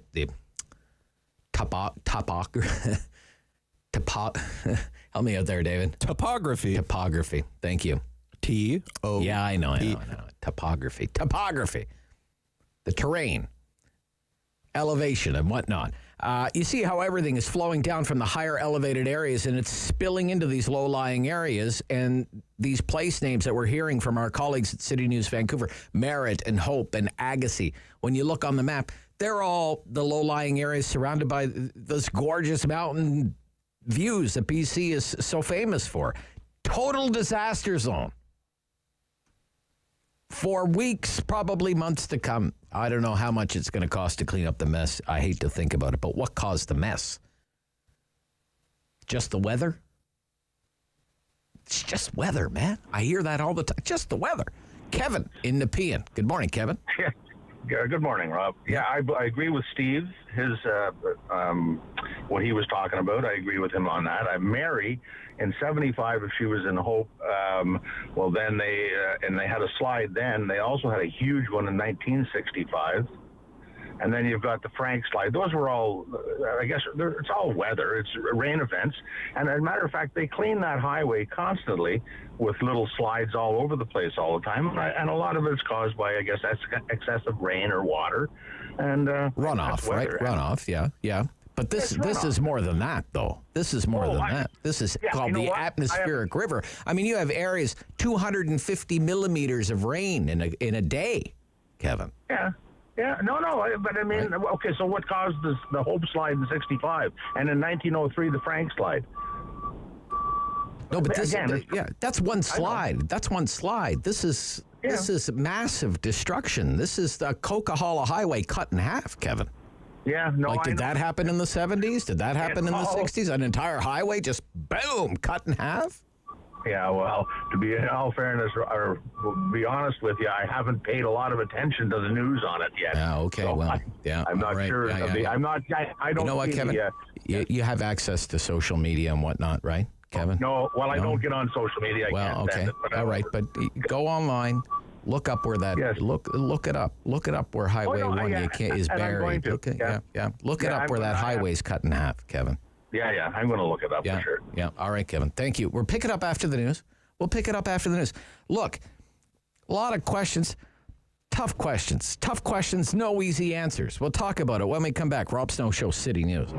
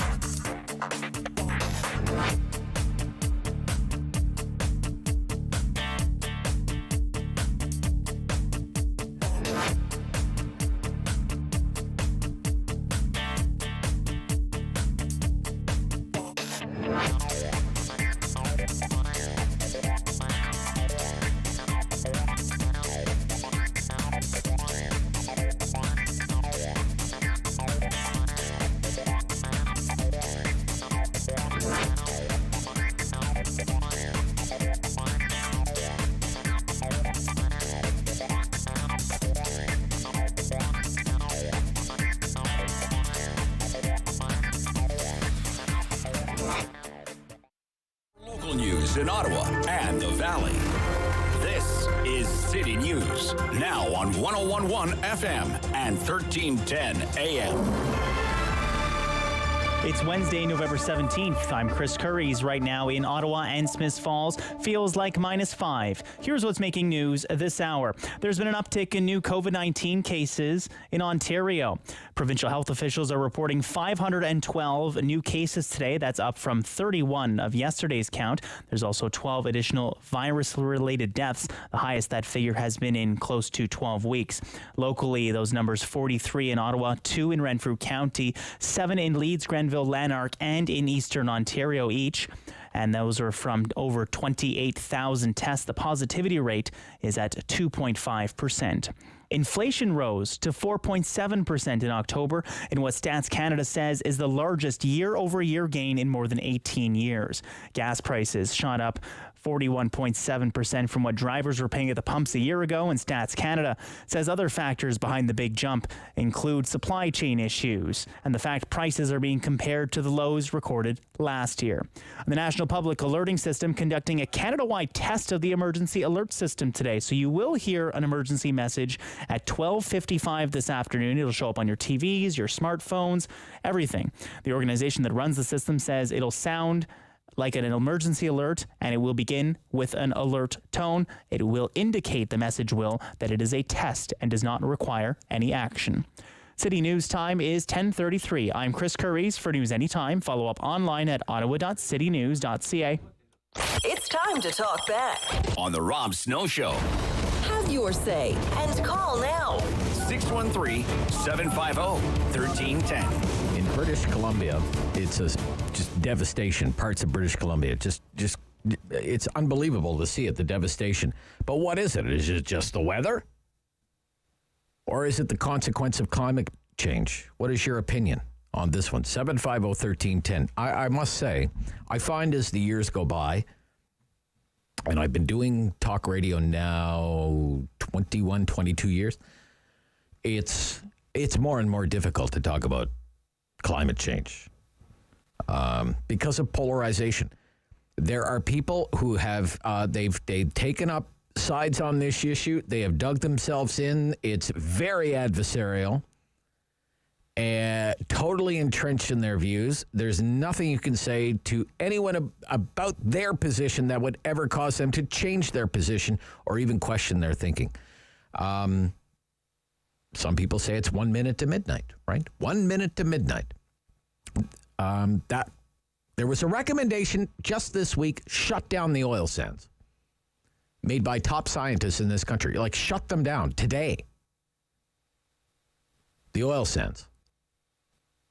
Because they pose such a threat to the environment. Not a thought given to what that would mean to the viability of the entire Canadian economy, what that would mean for hundreds of thousands of Canadian families, let alone the wealth of the nation. They're called alarmists by the other side. People who think doesn't matter what the science says, doesn't matter what scientists say, what doesn't matter what reports are issued, doesn't matter who issues them, what events unfold on the nightly news. There's nothing you can say to some people that will ever convince them that we have anything to do with what's happened in British Columbia now. You've heard that already during our Talk Back Hour. Nothing you can say that could ever convince someone our lifestyle, use of fossil fuels, greenhouse gases, any of it. That there's nothing you can say that would convince them that it has any impact on the climate or the weather. And they're going to take that to their graves. That is how entrenched the views have become. So it's difficult to reason with some people sometimes when their views are so polar opposite to one another. So is it just weather that's causing all of the destruction that we're seeing on parts of the West Coast? Or are these dire predictions coming true? That climate change is real, humans are the cause, and these are the consequences. I'm just trying to have an adult conversation about it. A call from Chilliwack. Lorraine. Hello. Hi, Lorraine. Hi. Greetings from the island of Chilliwack. Yes. Yes. What's happening there where you are? Well, we can't get out of town. Can't get out. Yeah. Okay. But as far as Abbotsford and the Sumas Prairie, what you have to remember is that we've lived here since 1980, and this is probably the third time that area has flooded. Okay. It used to be known as Sumas Lake. It was Sumas Lake, and in 1920 it was drained. It was drained, yes. Yeah, to be used for farmland. That's right, But the natural drainage is into that area. So it's not totally unexpected that it would happen. I think it's a lot more serious than the floods they've had before. And, of course, there's a danger that the pumping station that's been doing its job for 100 years to keep the water out of that area, may fail. That's what they're concerned about. That's right. Yeah, that's why they've ordered the evacuation there, right? Yeah. Yeah. So I don't know if you can, I'm sort of sitting on the edge of whether you can call it climate change, because it has happened before. It is a natural drainage area. That doesn't explain the Coquihalla, but you take that in the 1700s, towns were built next to rivers because rivers were their roadways. Mm-hmm. Mm-hmm. So we've had bad floods in Alberta, the Bow River, that was caused by a big town. Oh yeah, we've had terrible floods here in the Ottawa area. For 2 out of 3 years, we had terrible floods, right? So I'm on the fence. It is worse than the floods that they have had, but is it climate change or is it just nature reclaiming the land that it had? Okay. You're still on the fence. You can't get in or out anywhere, right? Yeah. No. Okay. And I'm 75, so. Right. So what are you going to do? I mean, are you stocked up with stuff? And is your power on? Or, Oh yeah, our power's on. We live on a hill, so we're okay. You're okay. Okay. Yeah. Right. Yeah. Right. But the stores are just about empty because there was a massive run on Save-On and Superstore yesterday of everybody going. And then, of course, same as COVID, toilet paper. Yeah, yeah. I meant to have a map in front of me. Chilliwack. We're You're not that far from. We're a half an hour east of Abbotsford. So not that far, right? No. So we can't go west because the Sumas Prairie is flooded. Yeah. We can't go east because the highway from here to Hope is got a mudslide on it. Yeah. We can't cross the Fraser River and go down the north side of the Fraser because Highway 7 is blocked. So we're just here. My goodness gracious. Have you been through, you're 75, you said? Yes. Have you been through anything like this before? This bad? Probably not to this extent. I mean, we were here when the Sumas Prairie flooded before, but it didn't match up with the access to Hope, and, going east was blocked at the same time. Right. This is the first time I can remember it being blocked in all directions. They're being good at the border. If you are up in the interior trying to get back to Vancouver, they're reduced. They're not requiring... Yeah, you don't need the test anymore, right? Yeah. No, you can go across and through the States and back up into Vancouver. Okay. So you do have that, but we can't get to... Our nearest border crossing is at Sumas, and we can't get to that because that's, of course, in the middle of the Sumas Prairie, which is flooded. Okay. All right. Stay safe. Okay, thank you. Thank you. Enjoy your show. We listen every morning. No, look, I really appreciate that. And can you stay on the line so David can get your phone number just in case we want to give you a call back? Yeah, certainly. Maybe in the next few days at some point and get an update. You're pretty close to the action there, Lorraine. Okay, just hang on the line, okay? All right, David? Yeah, thank you. Wow. Listen every day in Chilliwack, BC. You never know. Rob in Osgood. Good morning. City News. Good morning. How you doing, Rob? Good. Well, the reason I called is I just actually took the train from Ottawa to Vancouver 2 weeks ago. Oh, wow. Okay. And as it was beautiful, but as we rolled into Kamloops, which is about an hour and a half north of Merritt, where it was destroyed, the thing I noticed was that there was so much water coming down. It was beautiful. There's waterfalls and all that. But as we got closer to Kamloops, you will see these 8,000-foot mountains, and they look like anthills. So when we stopped in Kamloops, I asked one of the engineers, I said, is that from the fires last year? And he said, no, Rob, they're from the fires 8 years ago. Nothing has grown back. It's all sand and muck. Wow. So I'm not a climate change expert, but everybody was calling those fires last year climate change. But I've got pictures that I took and I just posted on a Facebook page I've got here. And there's absolutely nothing to stop the water. I mean, there's waterfalls there where you can see the water. You can see 50 feet down. It is as clear as the Caribbean, but freezing. It's all coming from the mountains. And if there's nothing to stop it, I mean, this mountain should have been filled with pine trees. It was a sand dune, and for hours out of Kamloops. So I just wanted to throw that in. Like I said, I'm not a something's going on, but if the fires were climate change related, I think I know what the answer is, because when I heard landslides, I totally didn't understand it till I looked back through the pictures. All right, Rob. Thank you. Okay, 750-1310, 750-1310. We're talking about the, do we have a feed of this Abbotsford thing? You do? The mayor of Abbotsford is giving an update right now. This morning than they were yesterday, but we still have a meter. But the volunteers and the plan talking that about that pumping station that's at risk of failure here. Give them kudos, and the dam that was built to hold back or to increase that by probably another 3 to 4 feet. So right now things are just holding steady. Since last night, it's gone up slightly, but not much. So we're still within that 1 meter, and I'm just hoping that we're not going to get rain. It's not forecast any real rain till Tuesday. So if that happens, the river drops. Unfortunately, it's a full moon tonight. The tides will be higher than they normally are, but I think for the moment I feel much better today than I did last night. Yesterday morning you said the communication from U.S. officials. Okay, so he feels a little bit better. Stan in the Glebe, you're on City News. Stan, good morning. Morning, Stan. Hello, Stan? No? Okay, he's not there. Let's move along here. Keep it moving. Bill in Ottawa. Bill, good morning. You're on City News. Bill. Good morning, Rob. Morning, Bill. What's going on in British Columbia, in your opinion? Is it just the weather? Well, no, I don't think that, but no? I'm not sure that calling it climate change does any good either. I'm concerned that the whole conversation is starting to turn irrational. I listened to the representatives from India and China talking about it, and they were being urged to curb the coal production that they're yes, yeah, that's right. Coal. Yeah, absolutely. And their argument was they deserve to use coal because they haven't done it. The West had a much longer time of using coal to build up their economy, and they need to build up their economy before they should have to revert from coal, which misses the whole point.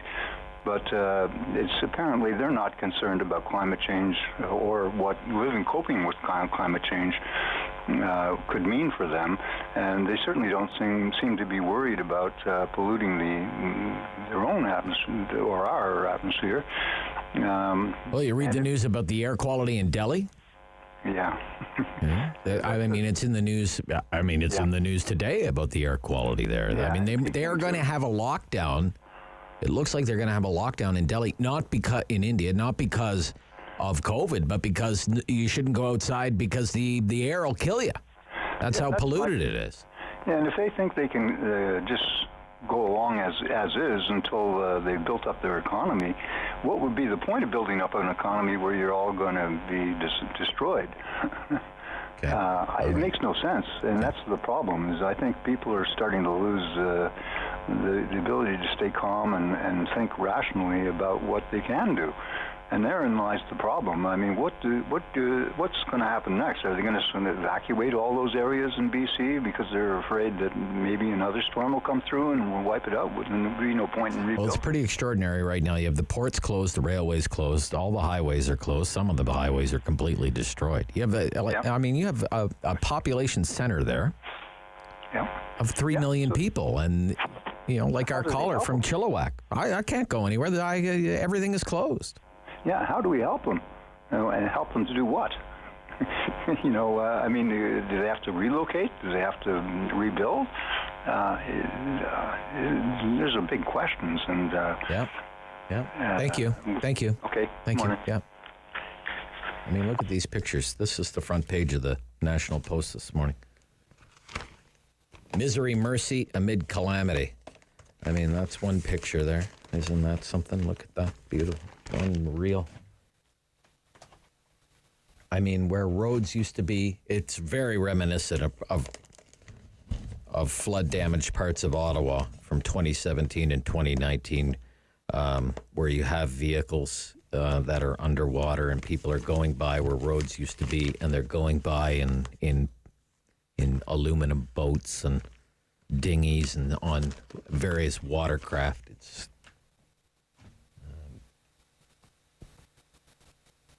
BC flooding strikes blow to already fragile supply chains. Whole portions of the Trans-Canada Highway, overpasses and all underwater. What is it, though? Just the weather? Oh, it's just the weather, Rob. Just the weather. Been happening forever. This is City News.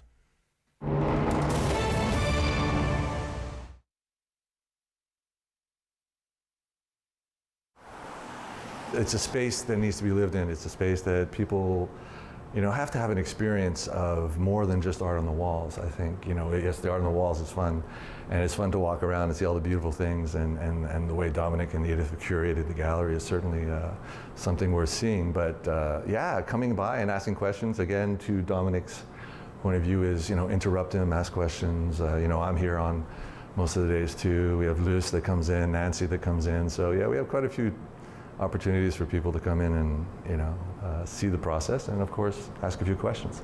It's a great space.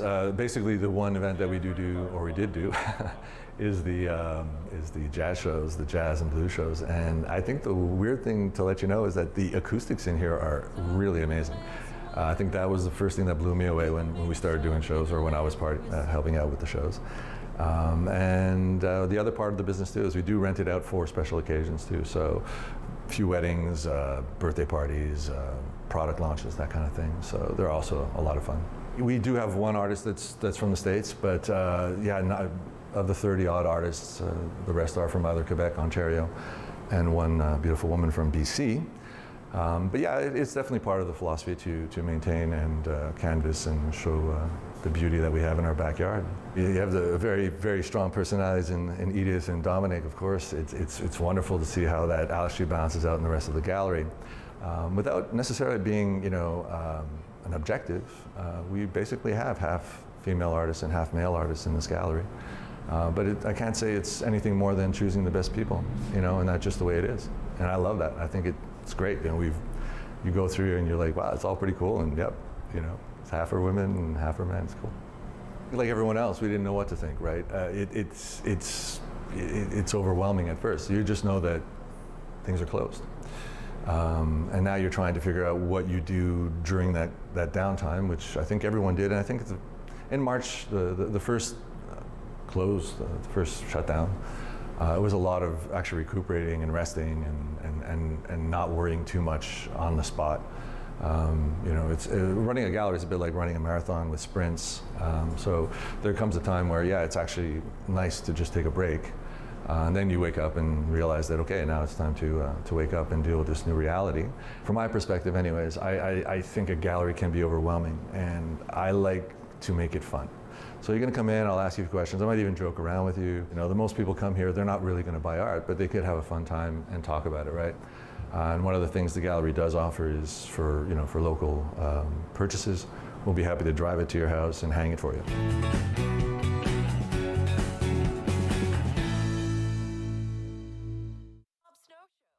The phone lines are open at 613-750-1310. Now, the Rob Snow Show continues. So again, we have a few things going on. We have a Transit Commission meeting. We'll have a complete update on that at 11 o'clock here on City News. Lots of developments coming out of the Transit Commission meeting here in Ottawa this morning. Meanwhile, on the West Coast, officials in Abbotsford are having a morning update right now.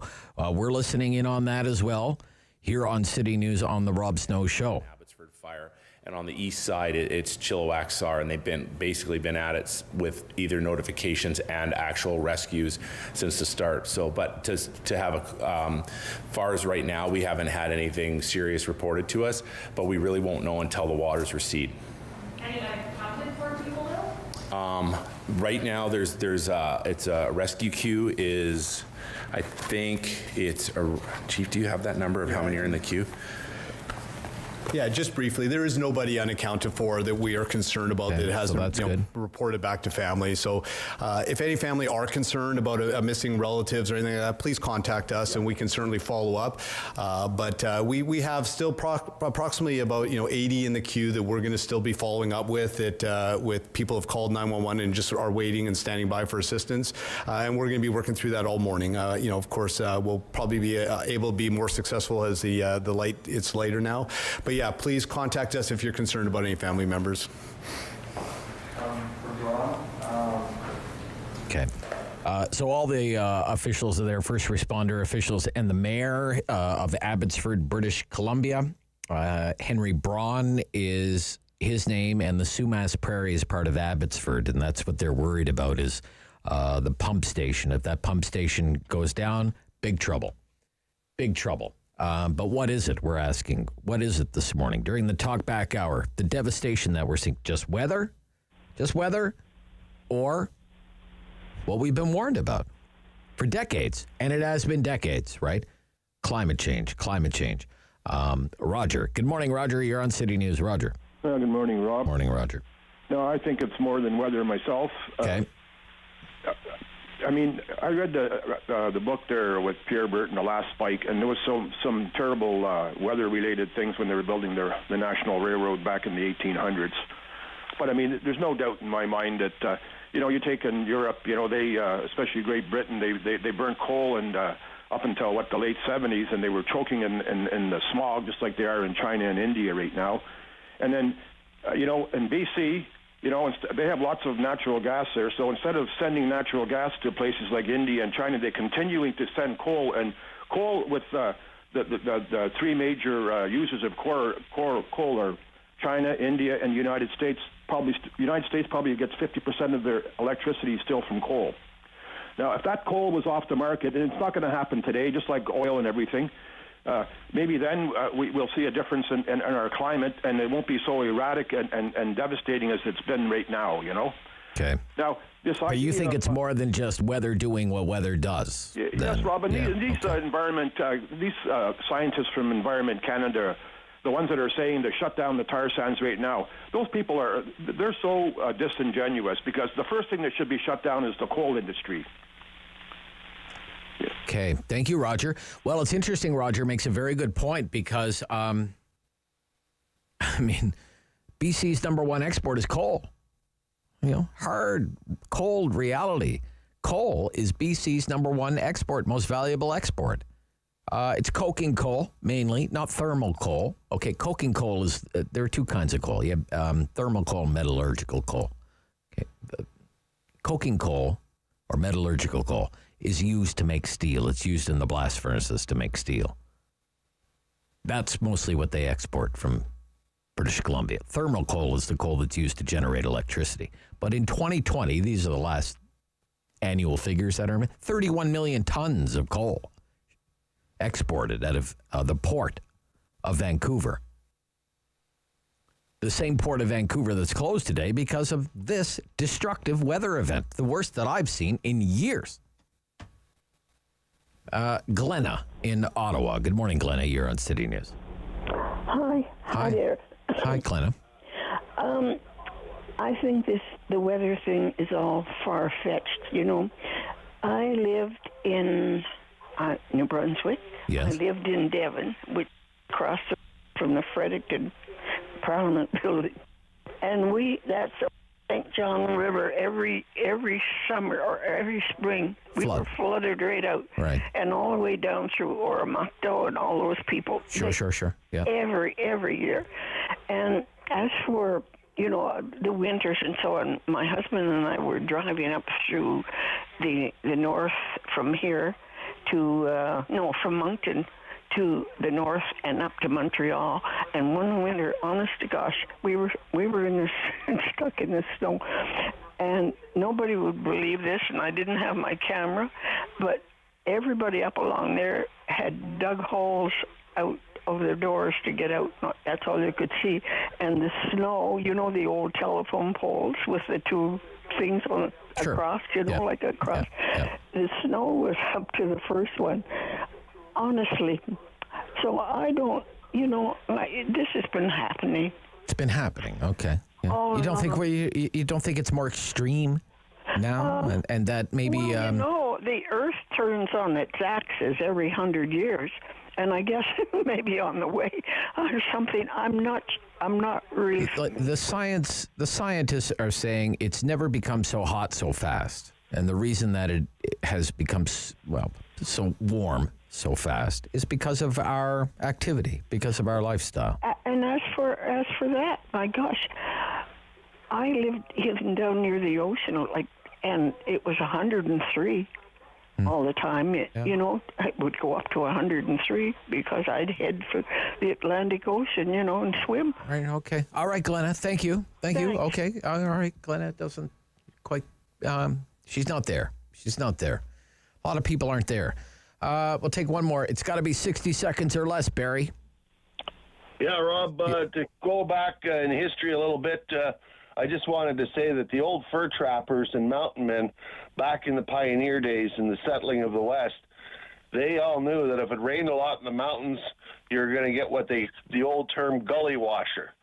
And I think that they were all wise enough to stay away from floodplains and stuff like that when that happened. And I think this is just a case of an extreme weather system.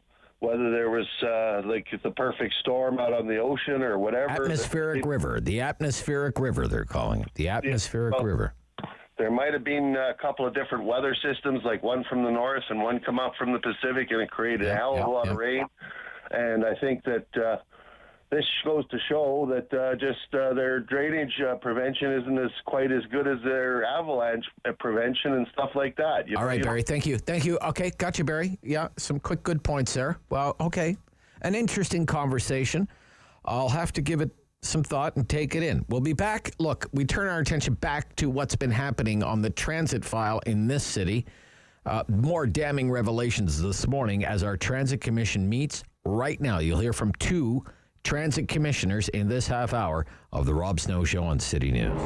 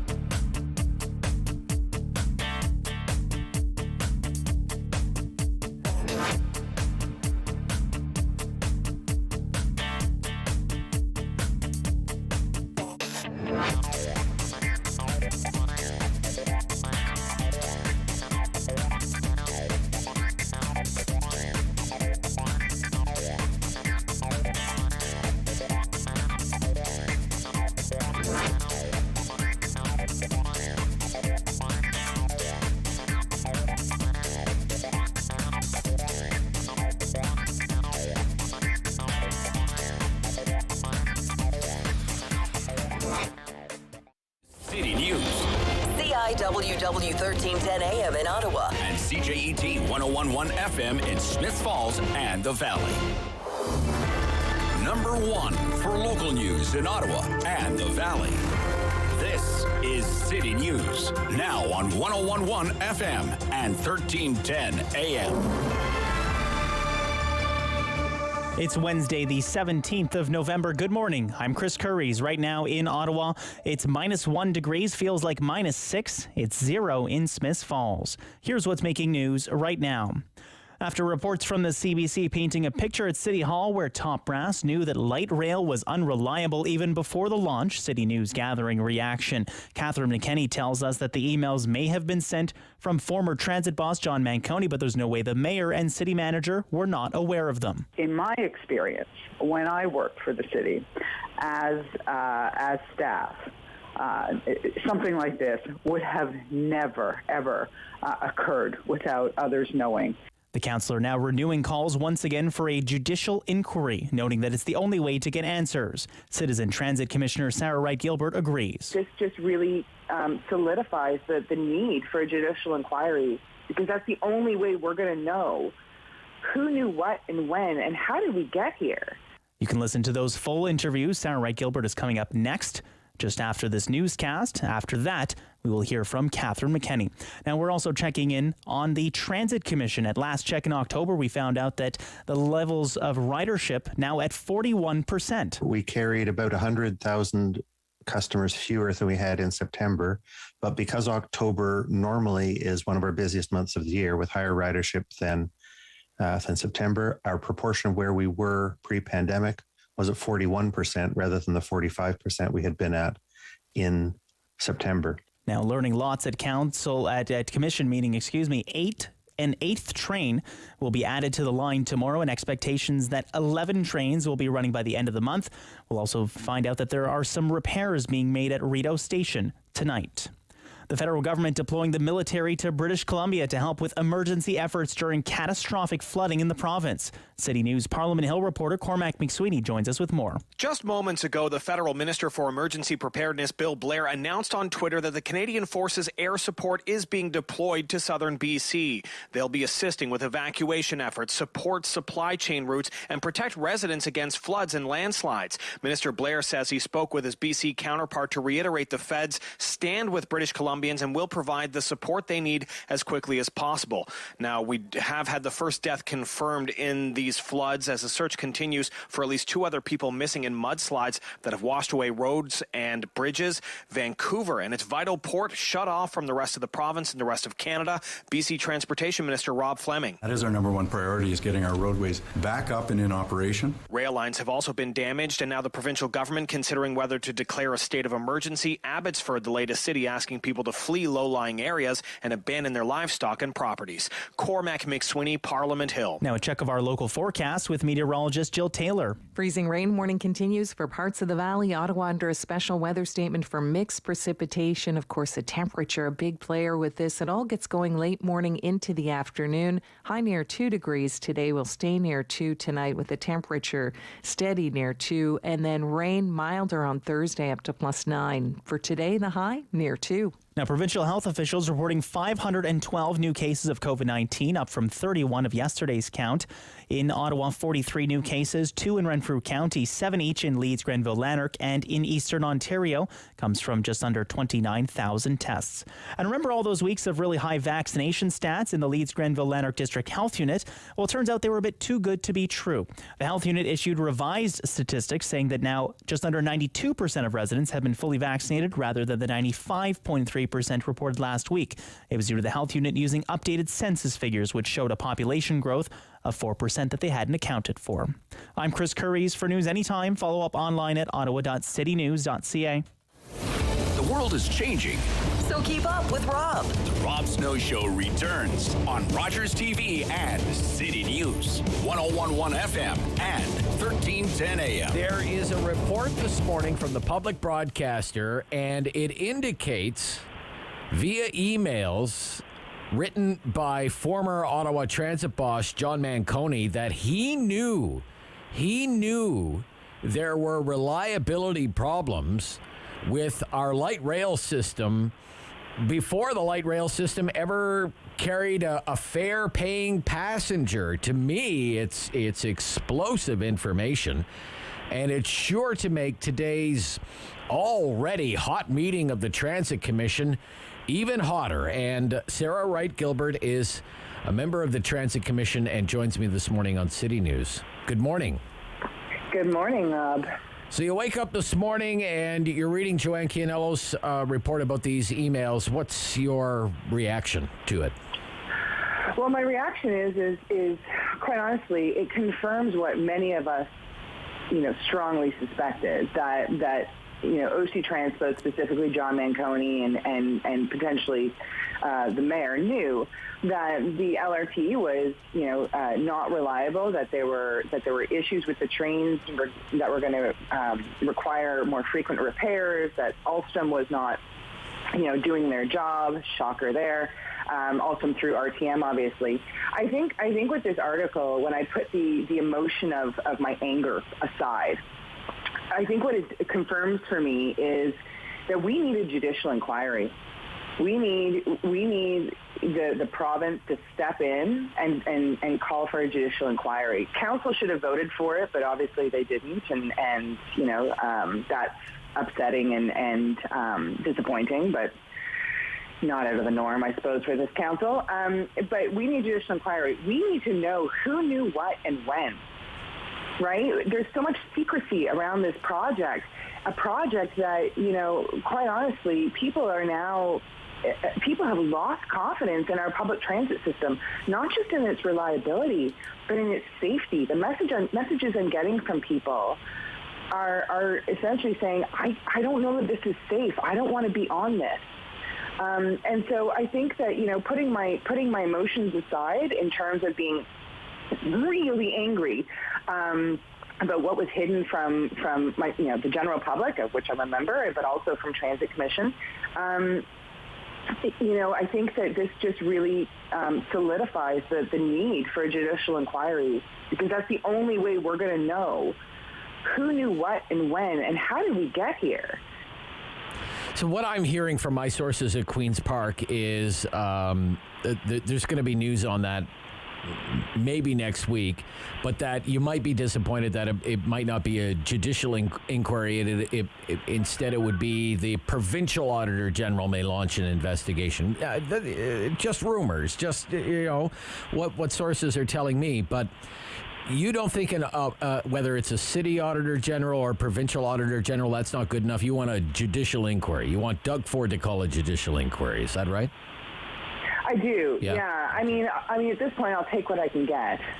Right. Okay. You know what I mean? Sure. I'm a girl who doesn't like to be too choosy, so I'll take what I can get. But I really do think that a judicial inquiry is what is needed in this situation.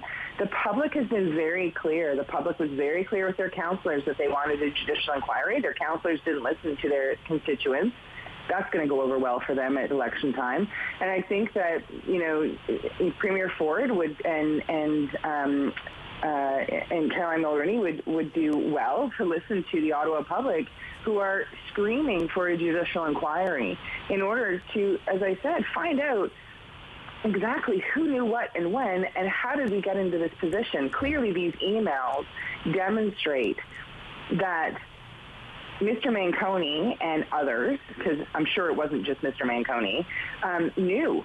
They knew all along that this system was not reliable, that the vehicles had issues, that there were maintenance issues, and these issues were then highlighted in the latest Transportation Safety Board letter about the September derailment. Why are we having to find these things out from third parties? From the media, from the Transportation Safety Board. Yeah, it seems to me, I guess I'm sorry to interrupt. It seems to me, I guess what I would want to know, just in light of this reporting, is, okay, if John Manconi is one of the most senior managers in the entire bureaucracy at Ottawa City Hall, been there forever, and respected. But if he knew about this, then is it even, this is what I would be asking, this is what I'm asking now as kind of not the talk show host, but I'll put the news reporter hat on.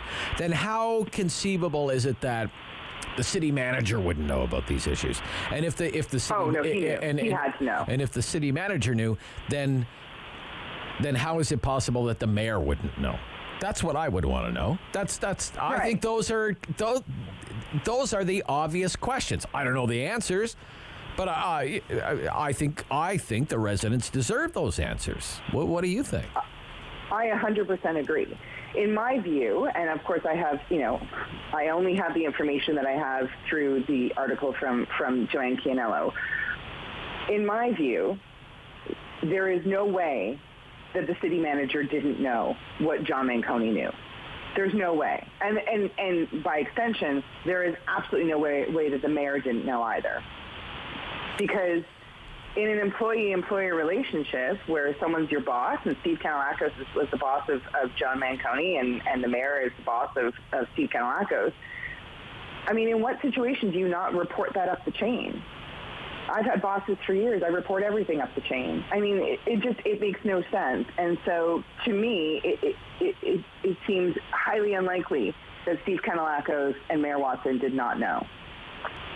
And then the question becomes, whose decision was it to just go ahead with the launch? And that is the key question that I think that we need some answers about, for sure. Okay, so let's just so the listeners know, I'm interviewing Sarah Wright-Gilbert right now, Transit Commissioner. We're speaking ahead of the Transit Commission meeting. It's about 7:45 in the morning here. So, good morning. For the Transit Commission meeting today, if I'm reading this right here, there is no R1 bus service anymore. Correct. What do you think about that? I think that was a hasty move that I think OC Transit is going to regret. They made the announcement yesterday afternoon, just ahead of the afternoon peak period, with no notice to customers, saying, "Yep, after afternoon peak today, we're not going to run the R1 service anymore." That's just disrespectful to customers. People plan out their days or their trips, especially if they solely rely on public transit to get to where they need to go. And to just all of a sudden drop the hat and say, "Oh, yep, we're not going to provide R1 anymore. You're just going to have to take the train." And then 20 minutes after that announcement on Twitter that they were stopping the R1 service, we had to stop trains. Yes. Yeah. So, which lasted for about an hour. And so, to me, it seems ill thought out and a bit too early. I think we need to have, as Councillor Leeper suggested last night via emails to Renee Amilcar, the new boss of OC Transpo, suggested that perhaps we have some sort of benchmark, like 7 days of reliable service before we stop the R1 service. But that suggestion was not accepted, and R1 service has been ended. Okay, and another thing is a fare increase is being, there's going to be free transit in December, but then a fare increase in the new year. What are your thoughts on that? I am absolutely against the fare increase. I was against the fare increase last year when our service was deplorable. I am against the fare increase this year. We are not providing a reliable system that the public has trust and confidence in. Yet we're going to ask them to pay more for this transit system. We already have one of the most expensive transit passes in North America. And yet we're going to ask people to pay more for a system that's barely limping along at this point. It was shut down for 58 days. It's just an insult to riders. And if OC Transpo is so concerned about getting their ridership back, which they say we need to do in order to fund this transit system, then perhaps don't insult the riders and ask them to pay more for a system that is subpar at best at this point. Okay, that's our time. Enjoy the meeting today. Thanks so much. Okay, thank you so much for your time this morning, Sarah Wright Gilbert, Transit Commissioner on City News.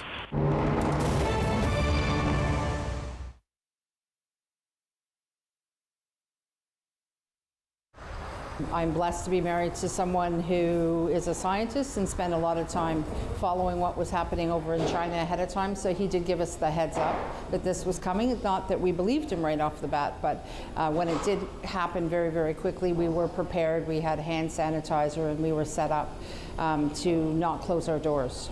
So we locked the kitchen down at Wellington Street, but we left this kitchen open. We put in protocols immediately. We only allowed our very small crew of 4 or 5 people in at the time. No deliveries were allowed to come in or out of the building without, they just weren't allowed in and out of the building. So we met them at the loading dock and had very strict protocols in place right away. We had masks and hand sanitizer and the whole thing. So we're very lucky from that perspective, and we're able to, learn as we went as far as doing small, individually packed caterings, the frozen soup program, food for the Ottawa mission. So we didn't have to close the kitchen and then learn how to reopen it. We just were able to modify and shift as we needed to. Because of our partnership with the Ottawa mission, we were able to very quickly help support them. They were able to send us some product and some supplies, so it wasn't a burden on our business, and we were able to supply the staffing and the packaging to help produce that when they needed it the most. And we produced about 1,400 meals a week to complement their meals, and we started our soup program right away. We realized very quickly that there was a need in the community to get together and all work together, not only to support local, but also just to support all the people that were suddenly in a position of, being locked down and not being able to get out. So by starting that soup program, our community, our clients got online and started making donations for the soups, and we were able to produce the soups and get them back out to people that needed it. We're right now currently making 150 liters of soup per week, but we've made, I would say, 5,000 or 6,000, easily since the pandemic. Probably more. I'd have to do the math, but lots. I think everybody in the city has to be very aware of how blessed we were to have great weather this summer and people were able to get out and about, and that's going to shift. So we do have to be much more aware of who our most vulnerable is, and I really think we have to work together as groups. There are so many organizations in the city that are doing something and contributing and working together, and I think it doesn't matter who, but see what you can do to just step up and help them, whatever it is, whether it's driving or delivering food, or someone has extra zucchini in their garden, or if they can afford to donate some money to any of these organizations. I just think we all have to work together. We're smarter and wiser than we were the first time.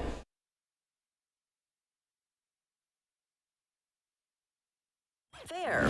Fun.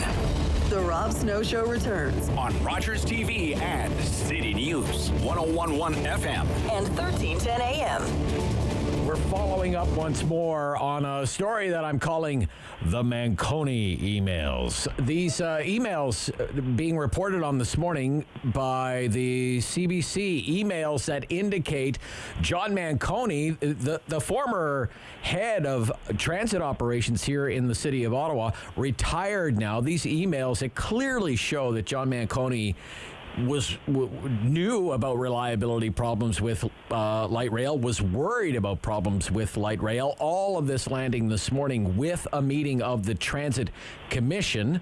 So once again, we have Councillor for Somerset Ward and Transit Commissioner Catherine McKenney on our show this morning on City News. Good morning. Hi, good morning, Rob. Your reaction to this news story this morning, please. Well, I wish I could say that I'm surprised by what's in the, in the report. Everyone suspected that train was not ready to go. And some of us asked, and, we were not given the information that we needed as a council to make a decision on, how we wanted to, roll out light rail to residents in this city. So I can't say I'm surprised. Can't say I doubt anyone is surprised that the city and people at the city, certain people at the city, knew that train wasn't ready. At the same time, it's actually outrageous that we weren't told.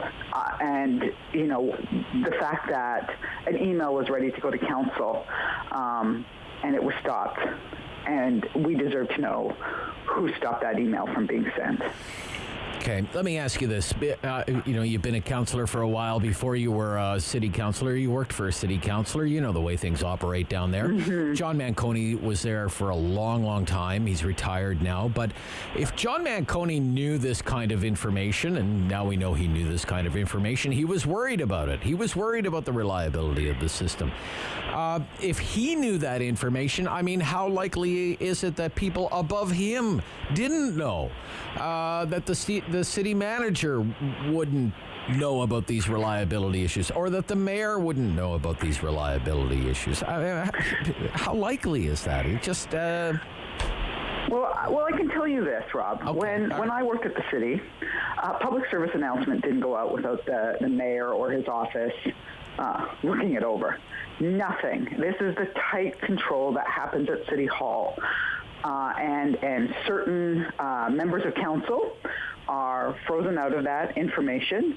But I can tell you that in my experience, when I worked for the city as staff, something like this would have never, ever occurred without others knowing. So again, I go back to why didn't the majority of council want a judicial inquiry? An auditor general cannot look into the actions of elected officials. We need to understand who knew what, who allowed what to happen. And, it didn't start in July of 2019. This started in 2012. What happened? How did we get to a place in 2019 and again today with such a dysfunctional system? It would seem to me that these trains ran for maybe half a day, the full complement for maybe half a day when RTG claimed substantial completion. What is going on here? This is a $2 billion system that people paid for.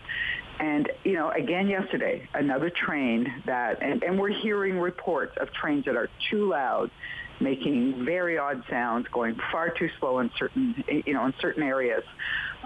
We've got to get back to a place where we have transparency and accountability in this city. And right now we have very, very little transparency. Okay. So again, you renew your calls for it because we know the city has voted against your first refused to have a vote on your motion, the majority of council, and then eventually was basically shamed into having a vote, and it defeated that. So you're renewing your call for a provincial inquiry. Is that right? Well, we know that the province has said that, all options are on the table. One of those options is a judicial inquiry. I would imagine that, I'm not in conversation with the provincial government, but I can't imagine that this new information wouldn't lead them to think that they need to dig deeper than we have, certainly. Okay, all right. So all of that being said, there is a Transit Commission meeting this morning. You and I are speaking before it actually happens. But I want your reaction to this news because I was kind of surprised about this when I heard this on the news. I have to pay closer attention sometimes. I thought R1 bus service was going to continue at least during the peak periods, but yesterday I learned that there's no more R1 bus service. It's going to be freezing rain this afternoon. It seems like kind of a crazy time to end the standby bus service. Well, what do you think about that? Well, yeah, we were, several of us were surprised by that, especially given that we only have 7 trains. We only had 7 trains running when the decision was made.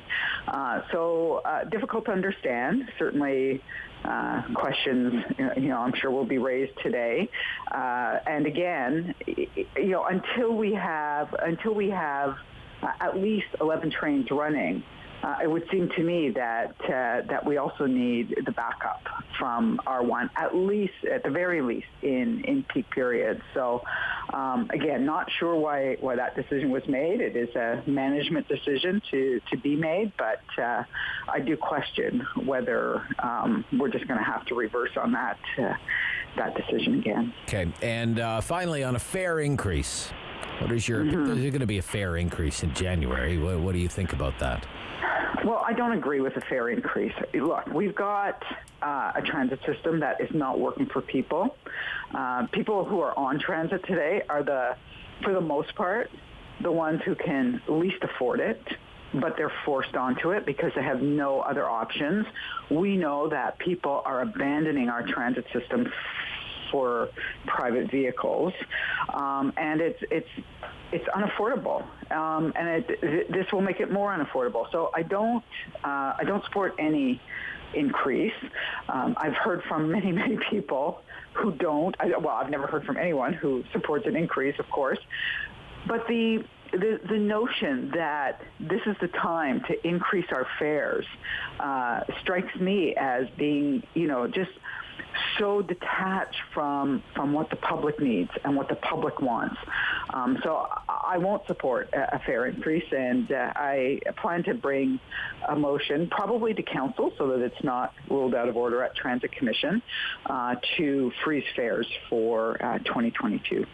Okay, Councillor, thank you for your time this morning. Greatly appreciate it once more. Yes, thank you, Rob. Bye-bye.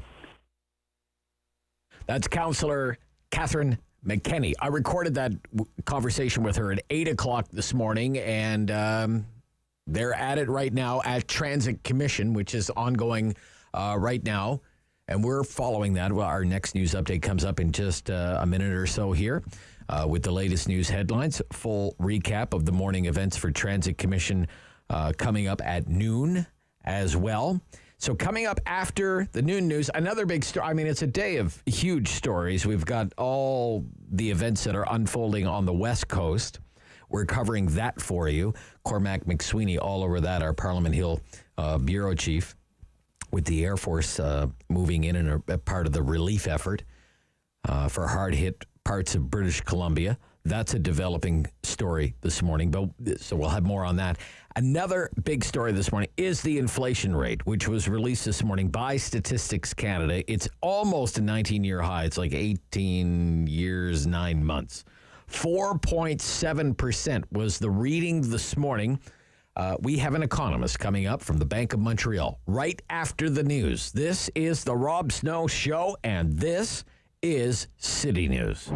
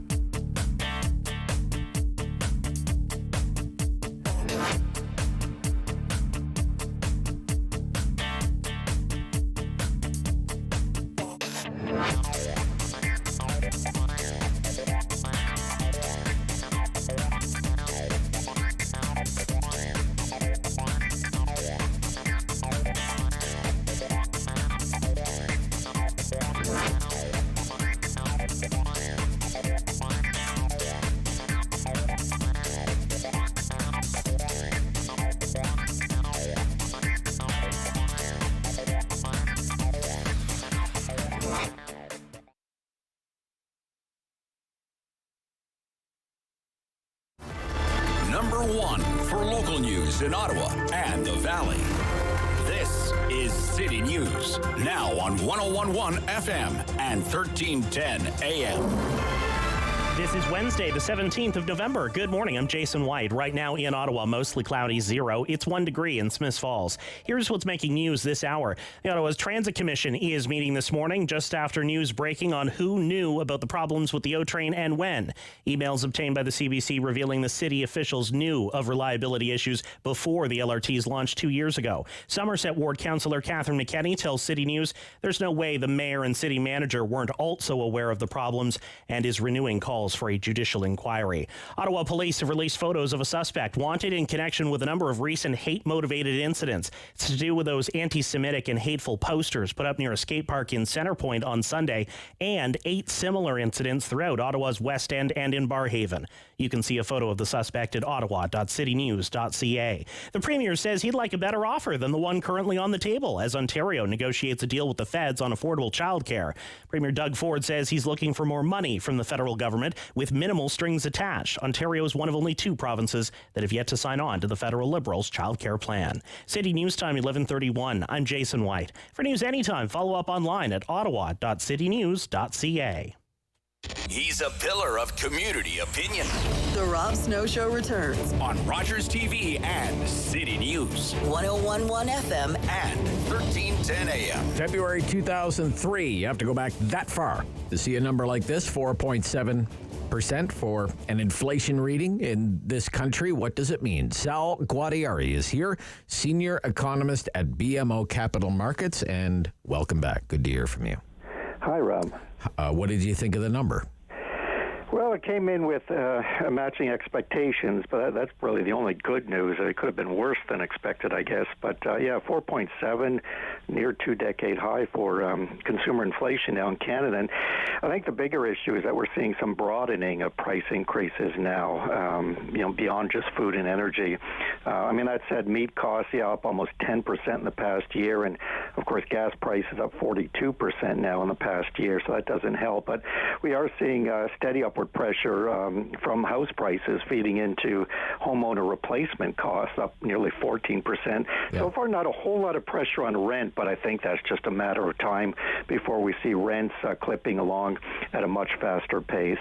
Already being seen in the Maritimes. The StatsCan makes a note of that, as a matter of fact. Yeah, and I think that will be a cross-the-country phenomena over the next 6 months because we're just seeing the explosion of house prices. In fact, a re-acceleration recently in house prices across the country, apart from a few regions in Alberta and Saskatchewan. So, rents are almost certainly to go up over the next 6 to 12 months. Okay. Inflation appears to me, Sal, to have really started to accelerate since the late spring, early summer. Would you agree? Yeah, that's... So what happened? What happened? Yeah, there's a few things going on, all kind of conspiring to produce this surge in inflation since, roughly the spring. One is just commodity prices. You know, we talked about energy and food costs, and just broadly, commodity prices have soared through the pandemic, and that, I think, is a reflection of just overheated demand generally. So that's the one source, and there I think there's some room for optimism because we should see commodity prices level off, if not pulled back a bit, certainly in energy prices over the next while. The other issue is just reopening demand pressures. Many of those areas that reopened have had to raise prices. Prices fell a lot a year ago. They've rebounded now. And the other area is just the supply chain issues. That's a global phenomena. Most noticeably in the auto industry, we have new vehicle prices up 6% in the past year here in Canada. They're up even more in the U.S. But that's a reflection of the microchip shortages, which unfortunately show no signs of easing. So there's going to be a little persistence there. Okay. So if you're Tiff Macklem and his colleagues at the Bank of Canada, you have one more data set that you need to go over and pump into your models and determine where the central bank goes with its monetary policy, what to do about interest rates. What do you think they're thinking about right now? How do they interpret this? I think their views, their base case view on inflation is pretty similar to ours, but I'm not so sure they're as worried about inflation as we are, because we definitely sense there's a pretty significant upside risk. So, CPI inflation likely to test 5% or so over the next few months, but then moderate through the course of next year as commodity prices level off and we get more supply coming back. The supply chain disruptions abate as the pandemic eases.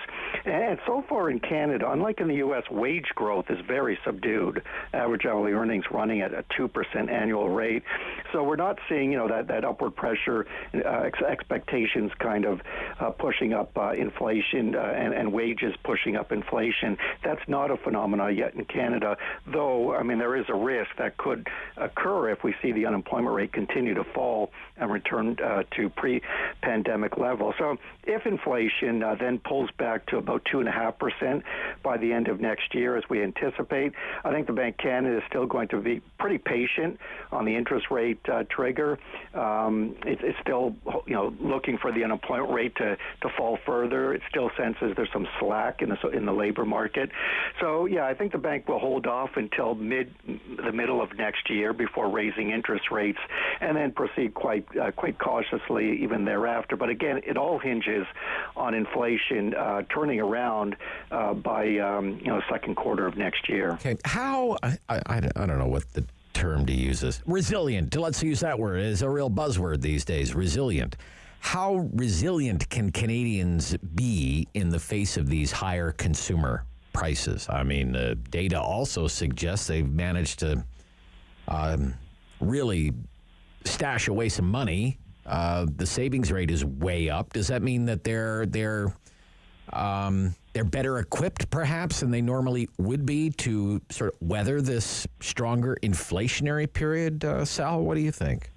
In general, yes. On average, a Canadian household is in much better shape simply because it's accumulated this excess of savings through the pandemic in excess of $200 billion through that period, simply because they spent less on a lot of services, travel, for example, and they were able to. Most Canadian workers were not impacted by the pandemic. They did not lose a paycheck, for example. So I think the bulk of Canadian households are in fairly good shape to withstand some inflation, the current rates of inflation. The problem, though, are those who were impacted by the pandemic and are now seeing their income support programs trail off.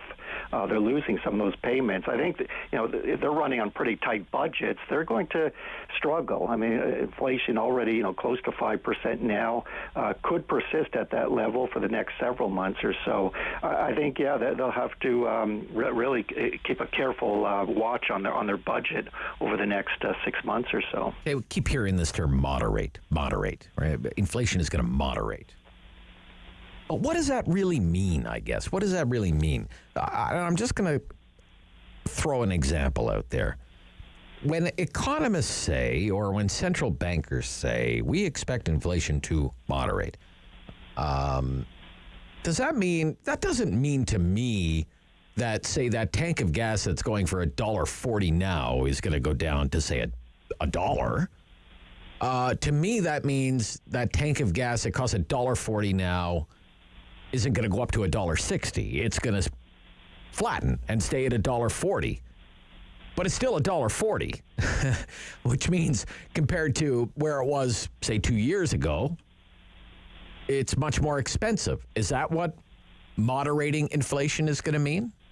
Yeah, when we say moderating inflation, we mean a slowing in the rate of increase of general prices. Right. So, yeah, I mean, gas prices now up 42% in the past year. That rate will clearly moderate unless we see oil prices move well over $100 a barrel, and we simply don't anticipate that happening. In fact, we expect oil prices to pull back a little bit over the next year. And if that's the case, we should see gas prices, they probably won't rise too much further, and they may actually come down a little bit. But overall inflation will moderate to the extent that instead of running close to 5% now, it'll run probably around 2.5% by the end of next year. So prices still going up, but more in line with the Bank of Canada's 2% target, so at a more moderate rate. That is a forecast, and that's kind of the hope now. But again, there is that upside risk that we could see more persistence in inflation over the next year. Right, okay. Traditionally speaking, higher interest rates are the weapon of choice for central bankers to combat inflation. You would agree with that, right? Yeah. In fact, I think that's part of the equation here. I mean, everyone talks about supply issues and shortages, but it's two-sided. Demand is just running so hot globally, and especially in North America, for a lot of goods that suppliers just can't keep up. And that hot demand is directly tied to the near zero interest rate policy and the ample amount of credit. So monetary because I guess my question is, and I'm sorry to interrupt, but I'm wondering, I think it's an outlier opinion right now, is if this inflation is because of supply shocks, which kind of leads the narrative that it's transitory, it's temporary, it's a one-off, and it will eventually moderate. Can monetary policy via higher interest rates deal with supply shocks, factories closed in China or Vietnam, ships off the port of Los Angeles, the port of Vancouver closed now? Can monetary policy effectively deal with those kinds of things?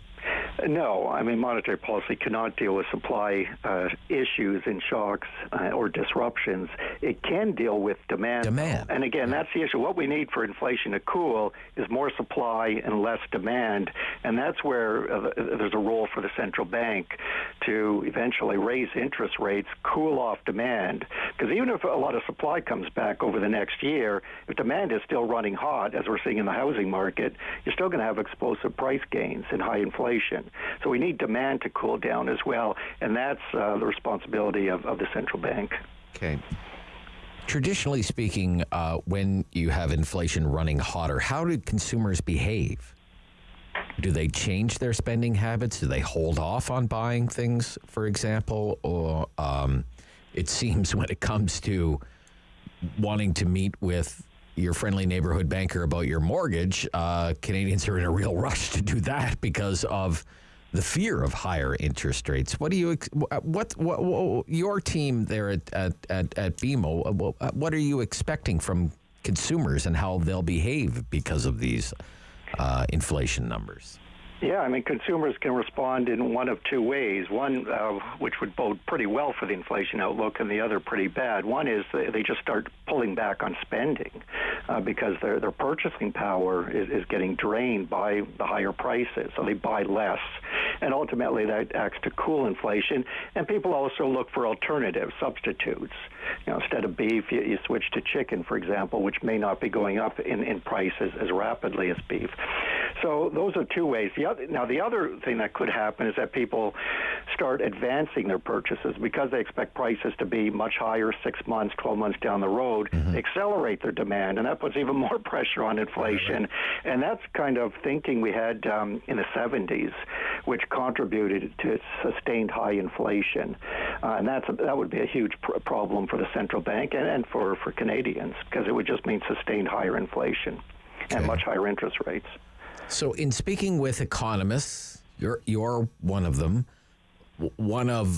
I know one of the data points they really want to look at, and you probably want to see it too, is what's going on with wages, right? Wage inflation. You want to know if wage inflation is happening, right? Oh yeah, I mean. Yeah. So what's going on with that? Not much, and that's where I think the central bank can be patient to some degree. Unlike in the U.S., where there's clear signs of accelerating wages among many measures, in Canada, wage growth is still, quite surprisingly, given the reports of worker shortages, quite subdued. We're seeing average hourly earnings up 2% in the past year to October. So, that's right in line with the inflation target. And once you factor in some productivity growth, that's actually a disinflationary force. But, as the unemployment rate continues to fall, it's about a percentage point above those pre-virus 4-decade lows. As it continues to fall, we should see more pressure on wages in Canada. Again, that would run the risk of sustaining higher inflation. But right now, on the wage side, things are looking pretty good for the inflation outlook. Okay, so the overnight rate from the Bank of Canada is 0.25, right? 0.25? It's 0.25. 0.25 right policy now. rate. Okay. What's your forecast? What's your call? Well, yeah, we see that rate starting to go up in July of next year, and going up roughly once every quarter, ending 2023 at 1.75%. So just under 2%, which we think is kind of the neutral level for policy rates. It's a 1.5 percentage point increase in interest rates. It won't. It's not enough to pull the economy into a downturn, but it would be enough to cool down demand, just enough to relieve some of the pressure on inflation and allow the central bank to hit its target sometime in 2023. So that's generally our view. But again, if we sense there's an upside risk to inflation, that naturally implies some upside to the interest rate outlook. We could see sooner and faster rate hikes than we're anticipating. Okay. Thank you again for your time this morning. Anytime, Very Rob. interesting. Yep. Sal Guadiari, Senior Economist at BMO Capital Markets. We're back covering local issues with Pat Aguccioni coming up next. Managing Editor, Your Community Voice. I have a feeling we will talk about public transit. This is City News.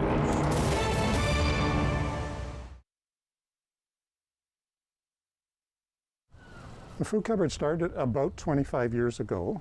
Again, it was a very small operation in the basement of a church. And we have been expanding to the point where we needed to have a new facility. So in discussion with the city of Ottawa, and Jan Harder, the local representative here, we came to this location, which is about 2,000 square feet, located in the Walter Baker Center. We've been here for about 2 years, and it is much better. It gives us a much broader opportunity to serve our clients better. It's a fairly affluent community in Barrhaven, so you wouldn't think that people would really need to have a food bank or a food cupboard. But people sometimes have a temporary loss of their job, maybe new immigrants or refugees to the community. Maybe there's been an injury in the family or something like a pandemic that causes people to run short of food during their monthly requirements. So we offer any clients who come and live in our catchment area the opportunity to pick up an order of food every 3 or 4 weeks.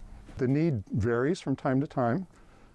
We have expanded our offering to include quite a few perishables, eggs, milk, cheese, yogurt, vegetables, fruit. But people I think know that we need cans of beans and stuff as well too. One thing that we're consistently short of sometimes is personal hygiene products. you go to the grocery store, you buy your toothpaste and you buy your deodorant and shampoo there. People don't automatically think that to donate those kinds of things to a food cupboard. So we end up buying quite a few of those things from time to time. The pandemic has affected us like it has everybody. Initially, we had to stop the grocery store food donations so that we didn't have any risk of contamination and to have a significant number of volunteer work to be done in our facility. We have a storefront, so it's like a mini grocery store where you take a cart and you go around and pick out the things that you want. That doesn't work during the pandemic to maintain social distancing and so on. So what we have now is our clients can come in one at a time, they make an appointment, they stand behind a line, and they direct our volunteer to, I'd like Kellogg's cornflakes rather than Harvest Crunch, to pick the food that they would like off the shelves according to the allocation, depending on the size of their family.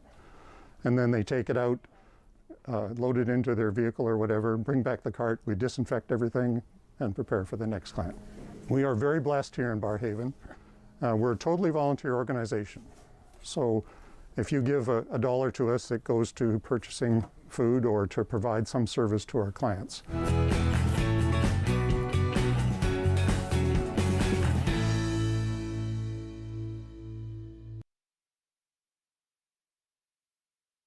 He's the opinionated Ottawa icon. The Rob Snow Show returns on Rogers TV and City News. 101.1 FM and 1310 AM. What a morning in news. I mean, an update out of Abbotsford, British Columbia on what's going on there. We have a new inflation report out this morning, the strongest in almost 19 years at 4.7%. And we just did a great interview on that with Sal Guadiardi from BMO Capital Markets. And then here locally, the big story remains public transit, light rail, and now who knew what and when did they know it? And the Transit Commission meeting is still going on and will be for quite some time. We're living today because people. This is the CEO, really new CEO, not CEO, have oversight head of transit operations for the city of Ottawa. So that we put a lot of emphasis on the deliverables. That's what will help us reach our commercial objectives. Just hired from the public transit system in Montreal to take over our troubled transit system here. So she's explaining some things to the members of the Transit Commission right now, who are all looking on intently. And with that, we welcome our City Hall insider here for the Rob Snow Show, Pat Aguccioni, your Community Voice newspaper's managing editor. Pat worked for a long time in city communications for the City of Ottawa, worked in the mayor's office as well for Mayor Larry O'Brien. Good morning, Pat. Good morning. Yeah, welcome back. So look, let's start with this report, these emails. John Manconi emailing back and forth with people from RTG, really worried about the reliability of our light rail system before the launch. What do you think of the content of that story? Yeah. What do you take away from that, Pat? I mean, obviously behind the scenes, which we don't get to see, we were not a fly on the wall, that there was a lot of concern about, and we heard about the rumors back then, but seeing these emails in the light of day sort of brings some truth to the rumors of the day, that there was a lot of concern behind the scenes at the time prior to the launch of light rail in September of 2019. Yeah, now I remember, Pat, when that launched, the day that it launched, they invited the media, remember? Come and ride the light rail. You were on it, right? Well, you were on it. Was there anything that day to suggest anyone was the least bit worried? Just in your own opinion, because it was kind of smiles all around. Well, it was, and one thing I'll never forget is Mayor Watson saying it felt like Christmas Day. So obviously no concerns from him or anybody else on the train that day as to what had been going on behind the scenes prior to the launch and what we know now. Right, and it didn't take long. 3 days. The problems to be exposed and the shortcomings to seriously be exposed, and now here we are. So look, I'm sorry, Pat. Go ahead. Yeah. Sorry, I remember how smooth that ride was. But if anyone's been on that train lately, it's anything but a smooth ride.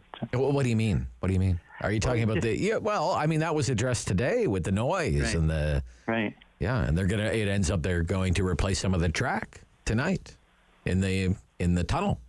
Yeah, they're going to replace some of the tracks, and I'm sure soon you'll hear about replacing some tracks around Herdman because that sweeping curve there is really noisy. Yeah. Okay. So, in your experience working in communications for the city, as you did for a long time, right? And you're based on your experience, knowing all the players involved.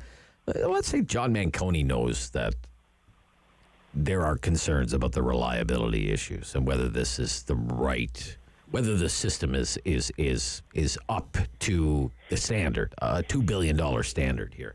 12 days, it can't run 12 days straight without any problems, right? If John Manconi knew that, is it safe to assume, I'm just asking you, Pat, is it safe to assume that Steve Kanellakos would have known that? And if Steve Kanellakos would have known about that, is it safe to assume that the mayor would have known about that? The food chain at City Hall? Well, if you're asking, just your opinion.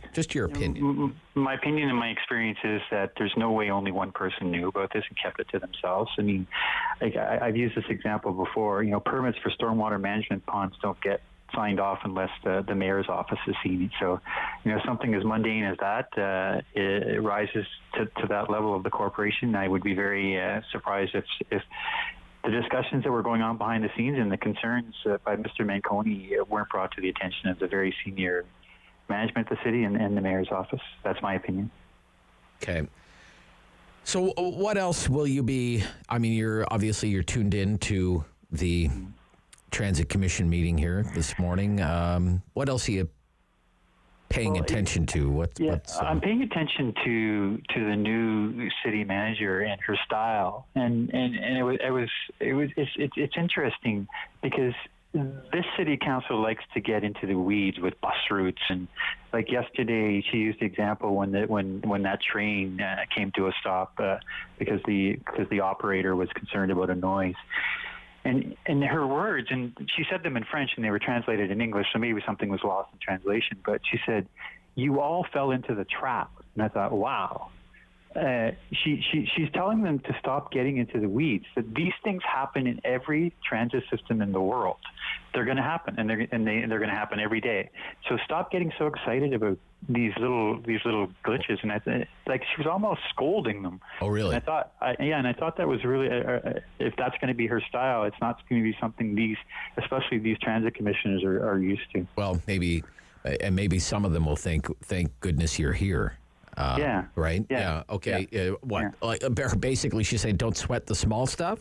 Right, exactly. Like this screeching that you hear on this social media video? Is that, I think, that's probably the extreme, but when buses don't show up and stuff like that, he says you got to get out of the weeds. You got to stop getting so excited. She said this is a mass transit system and there will be problems here and we have to address that, and which affects something else over here. She says you have to stop getting so excited about the day-to-day operations of your transit system.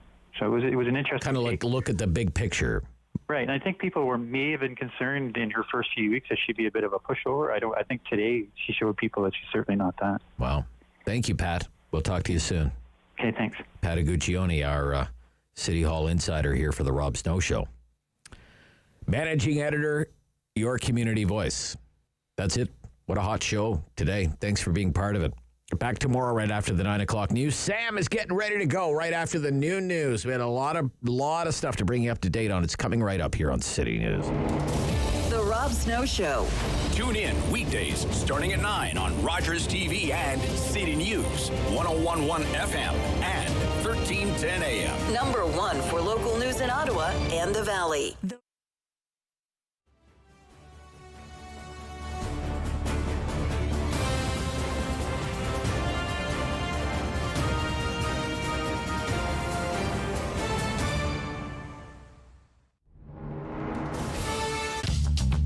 This program is brought to you by Ignite TV.